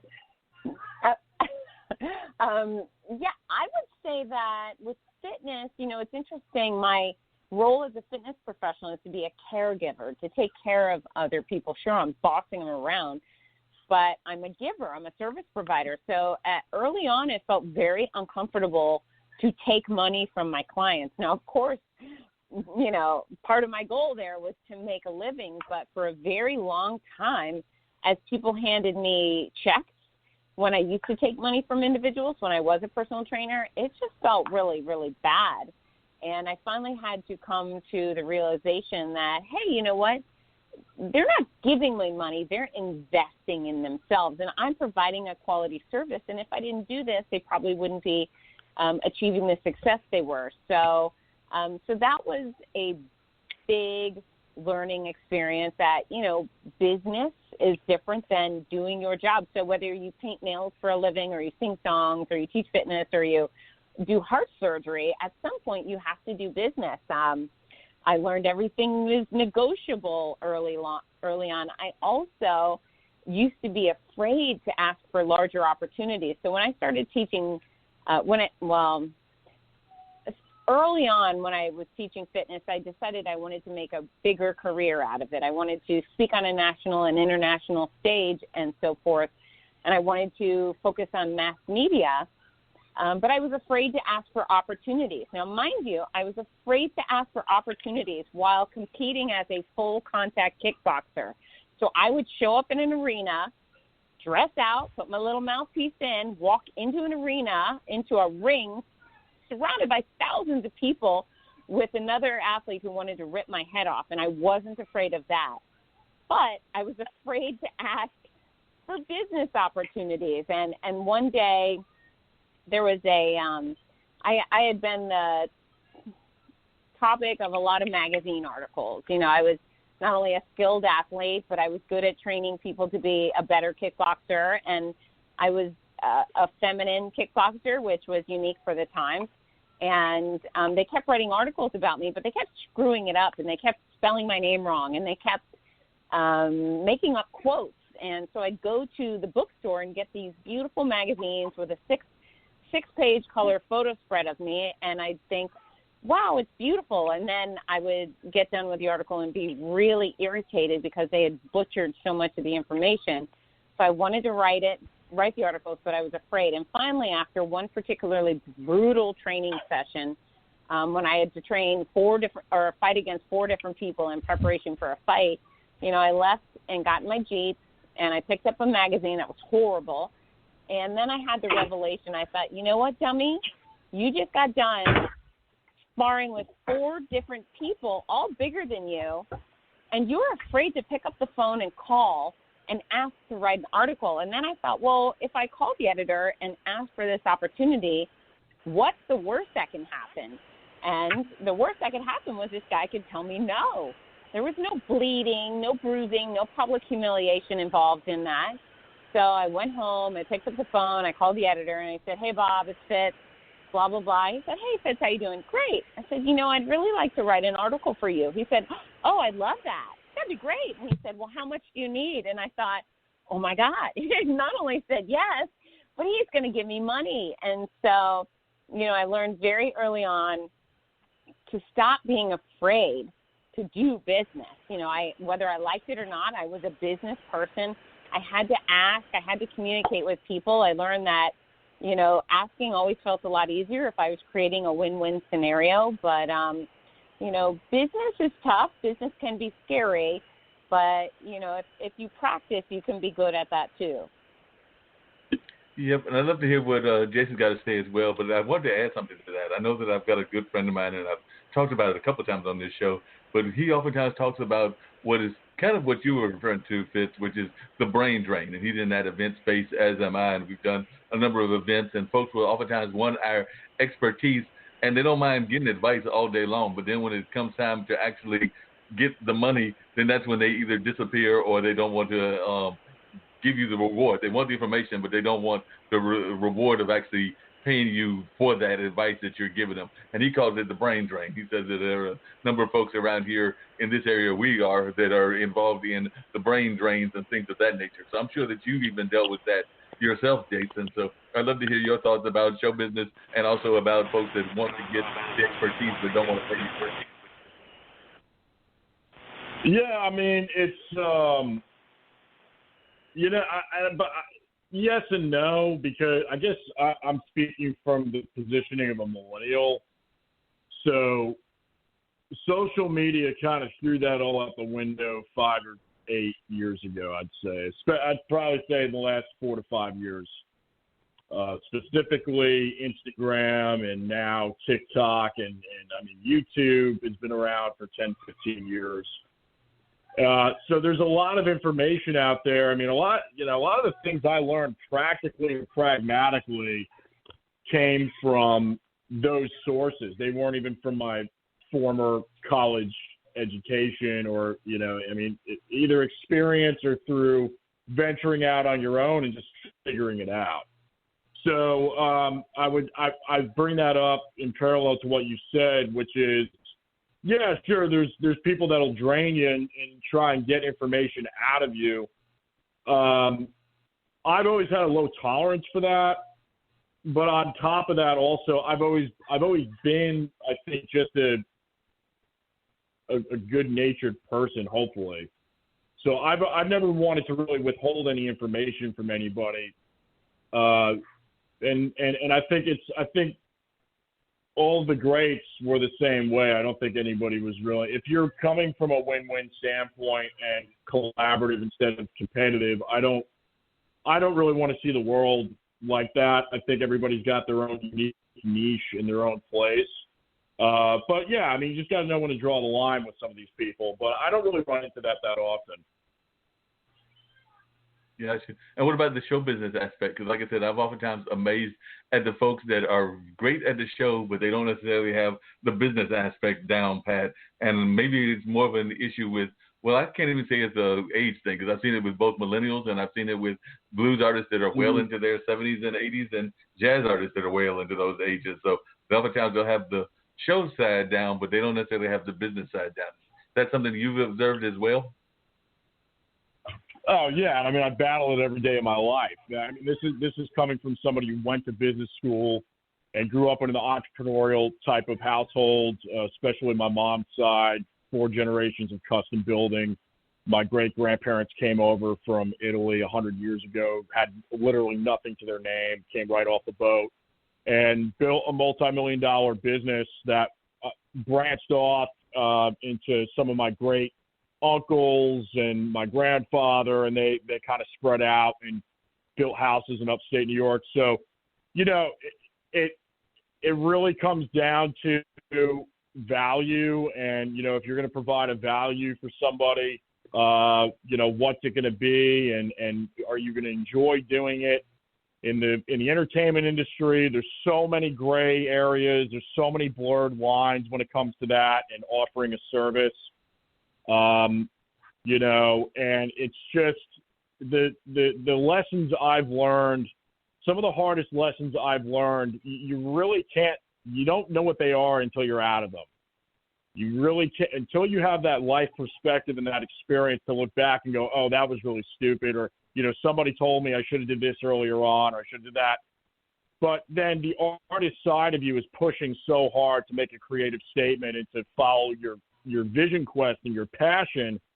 So eventually, I mean, what I'm finding now as I get a little bit older is that it's starting to balance out a little bit better, and hopefully, you know, there's a balancing act there, an equilibrium between pushing for the passion, but also being relative to, you know, providing that service for people and really finding that niche, but not compromising.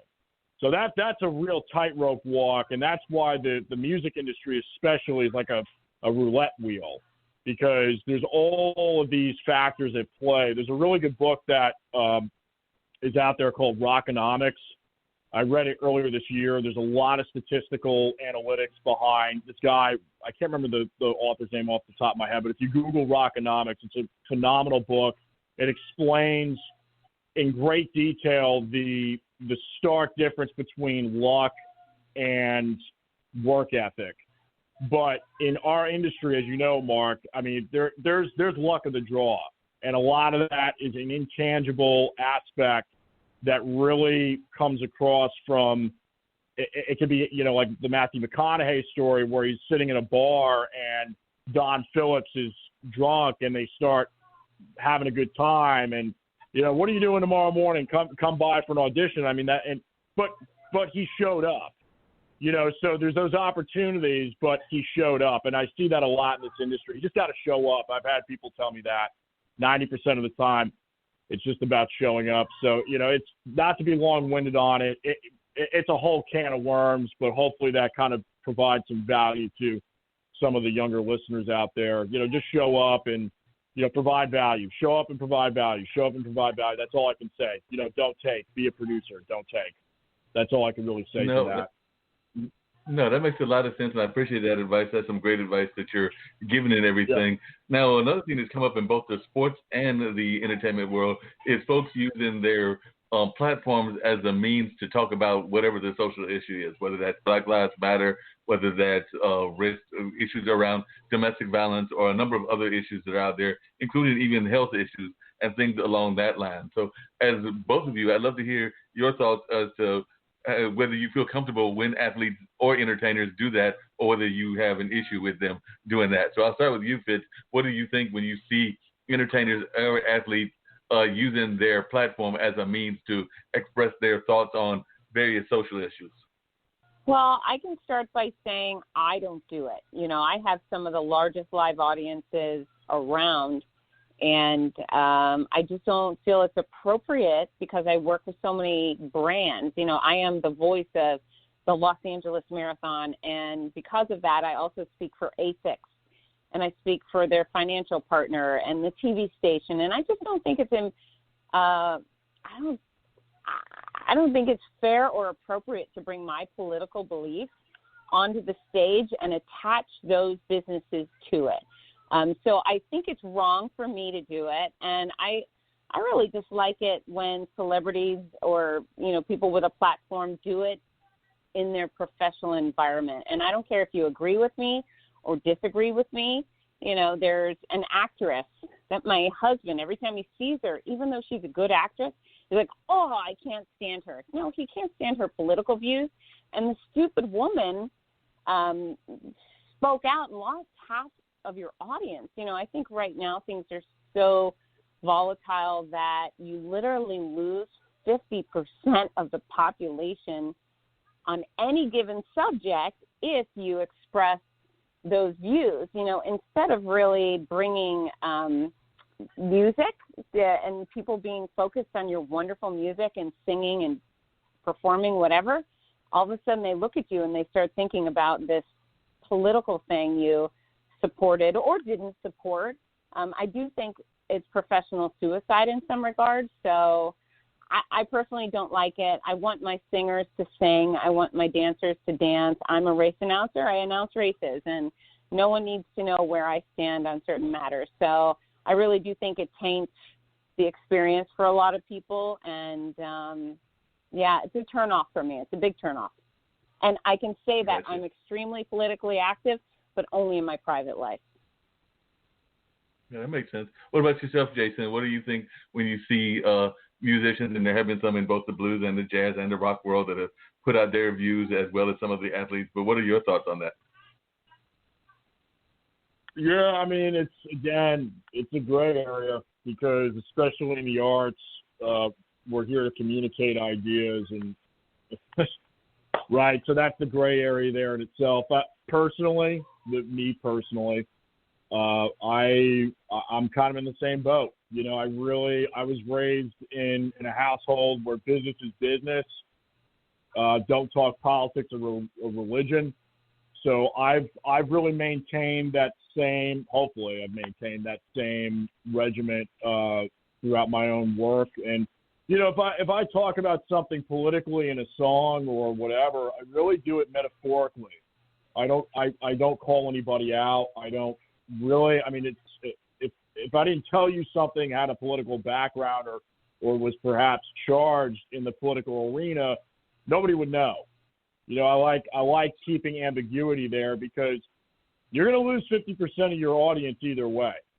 And that music's about bringing people together. You know, politics it seems to be the exact opposite of that. And I know Elvis said it the best, in my opinion, which was, I'm a musician, I'm not a politician. So that, to me, you just can't go wrong with that. And of course, in the private life, absolutely, have the debates.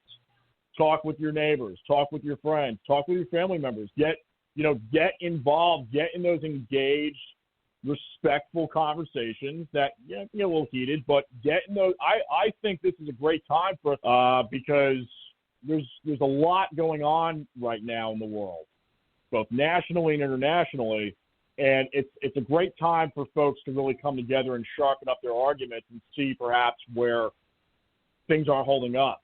But keep it private. I agree. Keep it private. No, that makes a lot of sense. It's interesting that you say that about music because a good friend of mine, Zach Robertson, is a funk musician that lives here in North Carolina, but he's originally from the New York area and everything, and he's oftentimes talking about, and some of his friends say the same thing, that music and concerts are the one place, and I would argue probably even running is the same thing, where we really don't know people's political attitudes or what their thoughts are. There's just one common goal and everything, and that's rooting against the other team that you're competing against, or the other kind of like sports allegiance, whatever that sports allegiance is. So like if you're going to a great concert, if you're going to hear the Rolling Stones, you don't know if that person sitting next to you is gay, straight, Baptist, Jewish, or what they are, and you probably could care less. You just want to groove with the music with them. And if you're at a sports venue, then you only care that they're rooting for the same team that you're rooting for, but you could care less any of the other divisions that might happen, because you might care if they're a Ravens fan as my buddy Dean is if they're rooting for the Pittsburgh Steelers. So you might go against the person rooting for the Steelers if you're playing the Ravens. Right. And may I add one quick thing? I mean, again, if you're being paid to provide a service or a product, whatever it is, you're being paid to provide that service or product, period. So anything else that gets kind of thrown into the mix there is it's false advertising, and it's not fair to your purchaser or your client or your customer. It's just basic business 101. But again, it's the arts, man. The arts is everything's up for grabs in the arts. But that's my personal opinion. No, I definitely hear you, and I hear that a lot of people are also concerned about the funding for the arts, because I know that that's even been a topic of debate, including like whether the Kennedy Center or a number of other great organizations should get funded. I personally think that they deserve the funding and think that they need to get even more funding than they've been getting. But I know we're in the middle of a pandemic, and a lot of those arts organizations are struggling. But I do hope that they'll be able to get through these difficult times, because there are a number of local arts organizations here in Durham, as well as national ones and international ones, that are struggling on a regular basis. I was going to change the topic because I did not think I realized, Fitz, when you were on the streaming podcast about your kickboxing background and everything. And I was just curious your takes on what do they call it? Mixed martial arts, because I know that became very popular and that is involved in kickboxing. And I was just wondering your take on that as a sport, and also your take on wrestling, because I know that when my grandfather was living, you could not turn on the TV to anything else if wrestling was on, because he was a big wrestling fan. My dad actually did a cartoon at a radio station that he was involved in, showing that wrestling was actually, had more of a show business aspect and wasn't necessarily a true sport, even though I do find that even if you're doing pratfalls, you have to do them correctly and all of that. So I would argue that it definitely involves some serious exercise, and we've seen even more women involved in wrestling as well. So I would love your take on both mixed martial arts and professional wrestling with your kickboxing background and fitness background. So I can tell you that the MMA fighters that I know, the ones I even don't know, it's an incredible sport, and you have to be very diverse in your skill set. So I was a stand-up fighter. The most interesting thing I did beyond striking people and using great defense was a foot sweep from the outside in. So, and a spinning back fist. So that was still a strike. The MMA fighters, they have to be adept in, punching, kicking, grappling, taking people down. They have so much that goes into it. So I certainly admire it. And the bodies are extraordinary. It's muscles everywhere. The one thing I'm not as thrilled about with MMA is, I watch a fight because I want a spectacular knockout, whether it's a punch or a kick to the head. I love a big knockout, and I don't enjoy a tap out. I think tap outs are kind of boring. Sometimes it looks like brothers wrestling in a kitchen giving each other wedgies. So, and I don't say that to insult those athletes because I think they're great. I just prefer a stand-up fight. So, when I have a choice, I would watch boxing and kickboxing first, which is far less popular now. Dana White and UFC have done incredible things, making MMA the most exciting sport in the world right now. So good for them. As far as wrestling goes, there's a difference between, international rules wrestling and then entertainment wrestling, both, as you say, very, very athletic, and, more power to the ones. I think those that are doing entertainment wrestling are making a hell of a lot more money than those that are wrestling even in the Olympics. So, again, kudos to all of the above for, being so strong and flexible and capable and dynamic. It's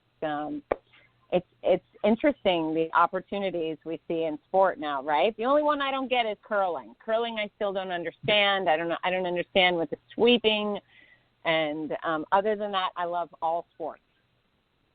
Yeah, it sounds like that. I actually had a gentleman that was involved in both curling and hurling, so he knew both of those sports. But, of course, he was from the Scottish area, and I was like you up there going like, I don't quite get it and everything along those lines. But one of the things I have noticed, and I was just wondering your thoughts on this, is I have seen more.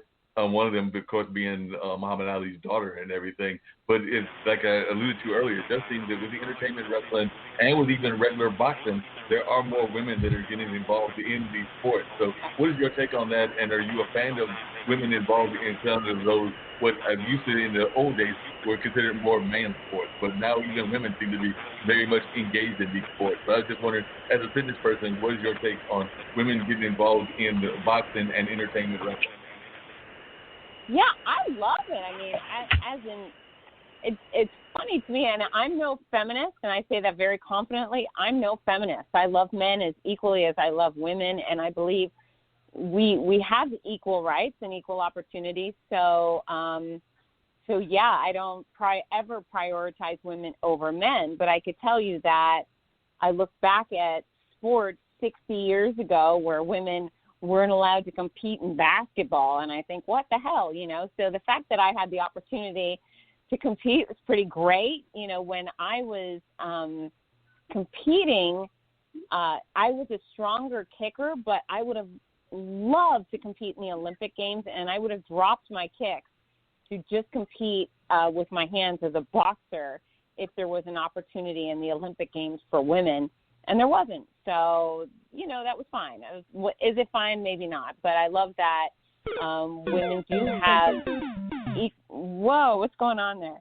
Well, that was our 10-minute warning, but you're still good. Okay. But, yeah, I love that women have opportunities. And, you know, when I was fighting, there weren't so many of us. So, you know, competition opportunities were slim because not only was I a female, but then I fought at about 111, 112 pounds. And so I tell people, think about all the women you know that wear a size 0, and then think, oh, which one of these women are going to fight? And it just wasn't a lot. Now it's far more popular, and the girls that are going to battle, they do have so much more opportunity for regular fights. You know, I really struggled to have any fight within, you know, even months of each other just because there was no competition for me, or there was rarely competition. So I think it's great. And you know what? The women are just as skilled than the men. I think they're a little more calculating. You know, I think I like watching the women compete. So yeah, I don't care. Men, women, somewhere in between. If they wanna slug it out, I'm willing to watch. Yeah, because it's interesting you say that, because I've got a cousin that played in high school many years ago, because she's actually got grown kids herself, and she played basketball over at Jordan High School, which is one of our local high schools here in this area. But in talking to her and talking to her dad, who's a coach and has been a coach in different levels and everything, I think he's coached on both the college level and played in the Canadian League way back when and everything. But we did find that a lot of times the women's basketball game, you're talking about women's basketball, was the more fundamental game in terms of like being fundamental to the true nature of basketball. You know, there's less dunks, less of the spectacular plays, so it's more of the true fundamental nature of what basketball is supposed to be about. So I would argue that the women's game is probably a more fundamentally sound game.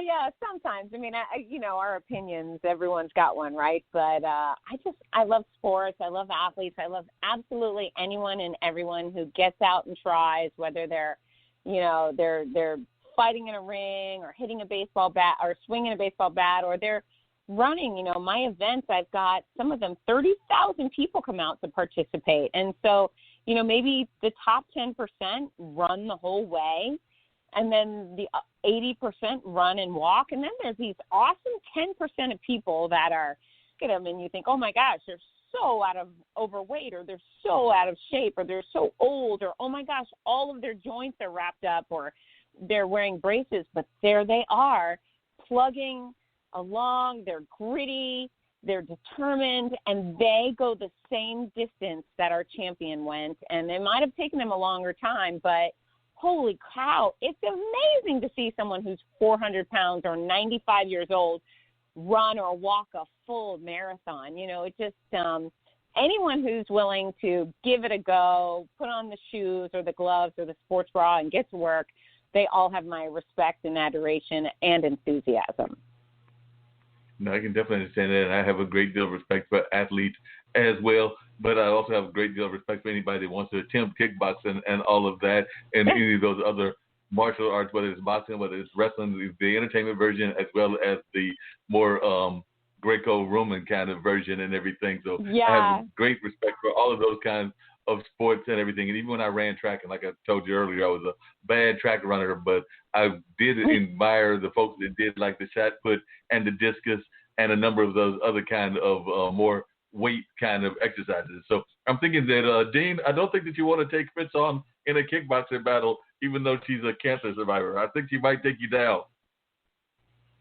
I don't do high impact sports anymore. I just do low impact things. So I wouldn't even be trying to take that on. we could have a low impact fight. We could figure it out. Put on really big soft gloves and punch each other in the face. How's that?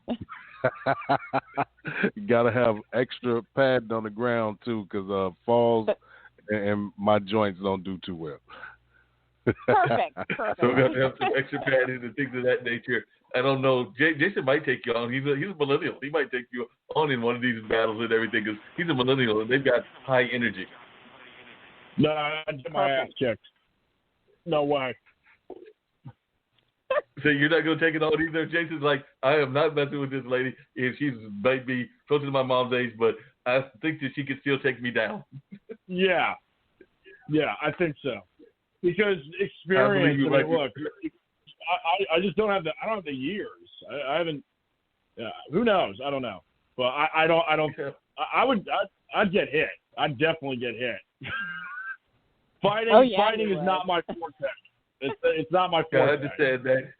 I agree. I believe that some of the great 60s and 70s musicians used to talk about, I'm a lover, not a fighter, and I definitely agree with that kind of mentality. I think that's a great mentality to have and everything. So I definitely agree with that. And one of my favorite songs is John Lennon's Imagine, where we're trying to imagine a better world.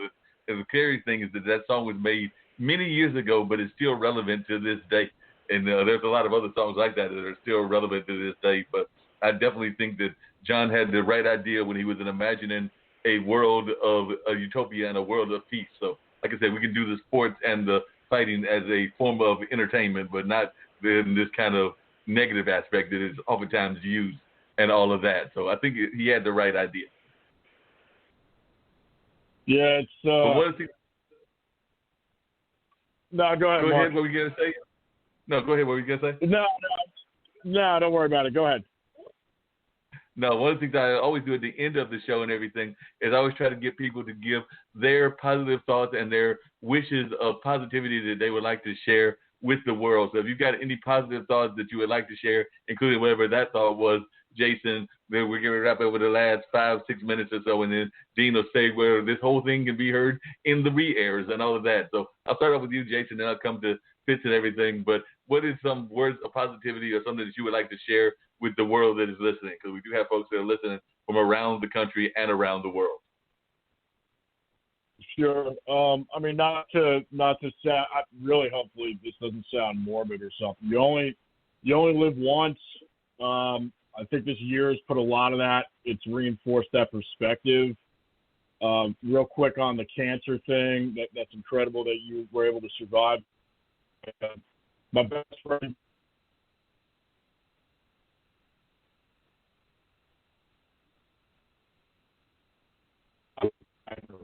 Believe it or not. So that family's really gone through a lot. There's not a day that goes by where I'm not still influenced and inspired by my friend Alex. He was just a total light in this world.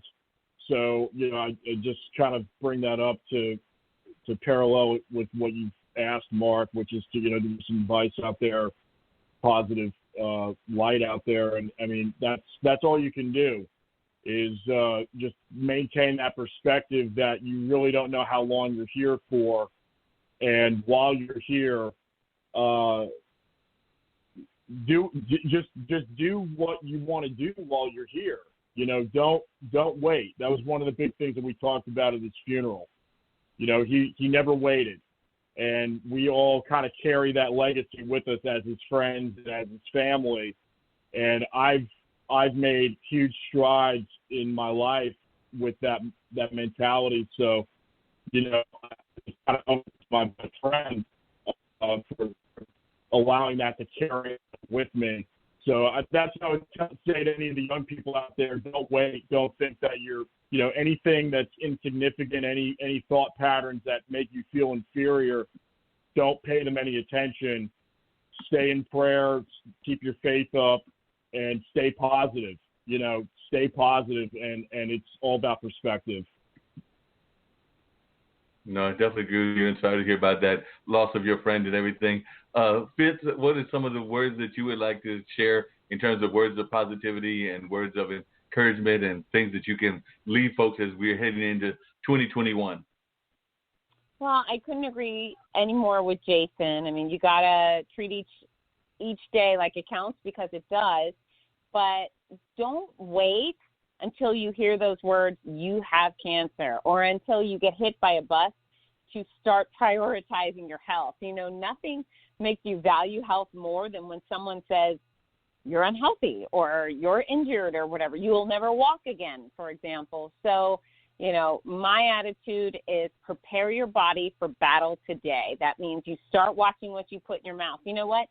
If you're overweight, it's not because someone came over to your house, opened up your mouth by force and shoved in bad food. You've done this to yourself. So you have to take ownership, responsibility, and you have to undo that by starting to eat wisely. So watch those eating habits. Exercise often in a variety of ways. You do not have to kickbox. You do not have to run a marathon. But you do have to do something that makes you sweat. And it could be whatever activity of your choice. Just get started doing something. You got to sleep, and you got to remove the cranky people from your life. And, sometimes we say, well, my doctor's responsible for our health. No. The doctor does not come to your house at night, sneak in your room, lift up your sheets and peek at your body to see what is or isn't going on.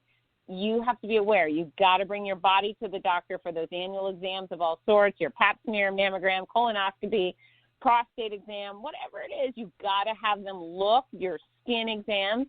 And then when you experience red flags, you have to say something. That's what I did, and I saved my own life because I did not dilly-dally. My cancer was very aggressive. It was on the move. It was eager to take me out. And if I would have waited even to my following mammogram, y'all would be talking about me instead of to me. So if you focus on your health today, if injury or illness strikes, you will be far more likely to recover or rebound quickly and efficiently if you were healthy to begin with. And, I'm living proof. I finished chemo May 11th, and then June 12th, I ran a Spartan 5K obstacle course, and then a month later, I did a triathlon. Now, mind you, I was dead last. I struggled through each event, but I did it, and I was doing a hell of a lot more than my friends who had not just had chemo. So health matters. Start today, and if you want free advice, join me at fitsness.com. I'm at Fitsness on YouTube, on Instagram. I have tons of free little videos for you to use and solid advice that's based in science that will help you get where you want to go. And reach out, not only follow, but reach out and say hi. I'd love to help anyone and everyone who's listening. I appreciate that. That's some great advice. As you were saying, I was actually thinking about my younger brother who's at the beach right now with some of the other family members and friends and things of that nature. But I remember he ran twice those mud races, or those kind of like multiple dimension races where you bicycle and you run and you do a variety of other things. I think there might be swimming in those and everything, but they are kind of like the more rugged versions of them and everything. So they're not quite the natural triathletes, because I think that they're shorter and everything. But I don't think he completed either race, because I want to say that both times he did them, he managed to break a bone and everything. So he's given up on that, but possible. I think that he still does some other forms of exercise. So much fun. It's such a good time. You know what? When I go out to exercise, once I retired from kickboxing, I'm just all about a good time. I'm never trying to win. I'm just out for some athletic adventure. And, athletic adventure is the name of the game for me. I will do almost anything to have some laughs, and especially if I'm really bad at it, I want to give it a try. Sounds like some great advice for more people to have. And I definitely agree that as people are dealing with various health issues, whether that's breast cancer, whether that's MS, whether that's a number of other ailments that are out there. I think one of the great tragedies was that actor that passed away that had fought and lost his battle with prostate cancer and everything. But he was definitely encouraging people to do what you said, which is get out there and do those tests on a regular basis. So we have to get out there and do those tests, whether it's skin tests, whether it's prostate, whether it's for the ladies. And actually, I think that the breast cancer is actually something that they say guys are supposed to check as well, if I remember correctly. Absolutely. I think I did read that somewhere. Yep, absolutely. Men are susceptible as well. In fact, I have a friend who had breast cancer at 19. Makes no sense, but he did. Wow. So we've got to check all of the things going on in our body on a regular basis. So, Dean, do you want to tell folks where they can hear this great show as we're getting ready to wind down? I think we've only got about a minute or two, but if you can tell them where they can hear this rerun and everything, as well as some of the other shows, and any words of encouragement that you would like to give, because I think we've heard some amazing words of advice from our Potter that was on earlier, as well as from Jason D'Amico, my longtime musician friend, and from my new friend, Fitz Collar. So hopefully she'll pop back every once in a while and share some other advice with us about fitness whenever she's available and not calling racist. But what are some of your thoughts as to what you've learned on this particular episode, and also any ways that you can let folks know where they can hear this amazing show? Well, we thank our guests for all the informative insight that they provided to us on this show. We greatly appreciate you. We'll be checking out the website and see if we can knock some dirt off our shoulders going into 2021. It's actually Straight Talk with Dean and Mark, Monday nights, 7 p.m. Eastern Standard Time. Don't forget to catch our replays on the Skyhawk Radio Network tomorrow afternoon and Wednesday afternoon at 2 p.m. And if you missed those, we do have replays on Radio Public, iHeartRadio, Google Podcasts, Spotify, Spreaker, TuneIn, Stitcher, Podbean, Apple Podcasts, Podchaser, Podcast Addict, Castbox, Podfollow, Deezer, Jay Savin, and right here on Blog Talk Radio, where we are part of the Level Podcast Network, coming into 2021, starting a new decade off with the Black Girl's Guide to Surviving Menopause, the Chef Gang Radio Show, Funk from the Front Seat, Funk Music with Zach, Learning Unwrapped, Let's K-12 Better, Marketing with Russ, hashtag Russ Selfie, Mona Shakes and the Minority Reports, Mullings, Music and Memories with Mark Lee, the Online Dinner Party with Mark Lee, the Reinvention Road Trip, She's on Call, the Just Podcast, the Mark Lee Show, the Spin It Social Hour, Virginia Interfaith Live, and WNC Original Music. Like I always say, when you walk outside your front door, it's showtime and the world is your stage. Just make sure that people are not watching the rehearsal. With that being said, episode number 257 is in the books. 2020 is done. 3 more days and we bring in a new decade. Cheers to 2021. Happy New Year. Stay safe. Wash your hands. Stay away from people that got the cough and everything else. Put the mask on, and let's start off 2021 real strong. Dean Geronimo's out. Y'all have a go. Definitely great advice that you were giving. Very powerful advice. I'm out of here as well because I've got to go find me some food because I was just sitting there thinking to myself, I'm not eating my dinner today. So I need to get out there and get some good food because I don't think there'll be any exercise at 9 o'clock tonight. But I'll need to do like Fitz was saying earlier and get out there and get some exercise. So I might have to do that on tomorrow. And y'all know I'm going to be out there trying to recruit some more great guests for 2021. I think that we had a spectacular 2020 and learned a lot from a lot of great guests during the course of the year. But, you know, we can't rest on our laurels. We got to go ahead and do another smoking job for next year. So I've got to get out there and put out some more great guests because, you know, we came out with fire on this last episode on this particular 2020. So I got to go out there and make sure that we start 2021 with some equal fire. Don't you think so, Dean? Yes, indeed. So on that note, both me and Dean are out of here, and we will catch y'all next time, because in 2021, we're going to try to bring you some more great content with some more powerful messages for folks involved in everything from the creative world to activism to education to sports to a number of other fields that we can find folks in. So, by the way, if you are interested in being a guest on the show, you can always reach out to me at bluesradio@gmail.com. That's bluesradio@gmail.com. Always looking for great guests that are willing to share their inspiring stories. I know that me and Dean are looking forward to some great conversations in 2021. So one of you may be listening right now, and you need to be writing down that email. That's bluesradio@gmail.com. Reach out to me. Let me know that y'all want to be a guest, and we'll definitely get you on in the year 2021. And on that note, we're out of here.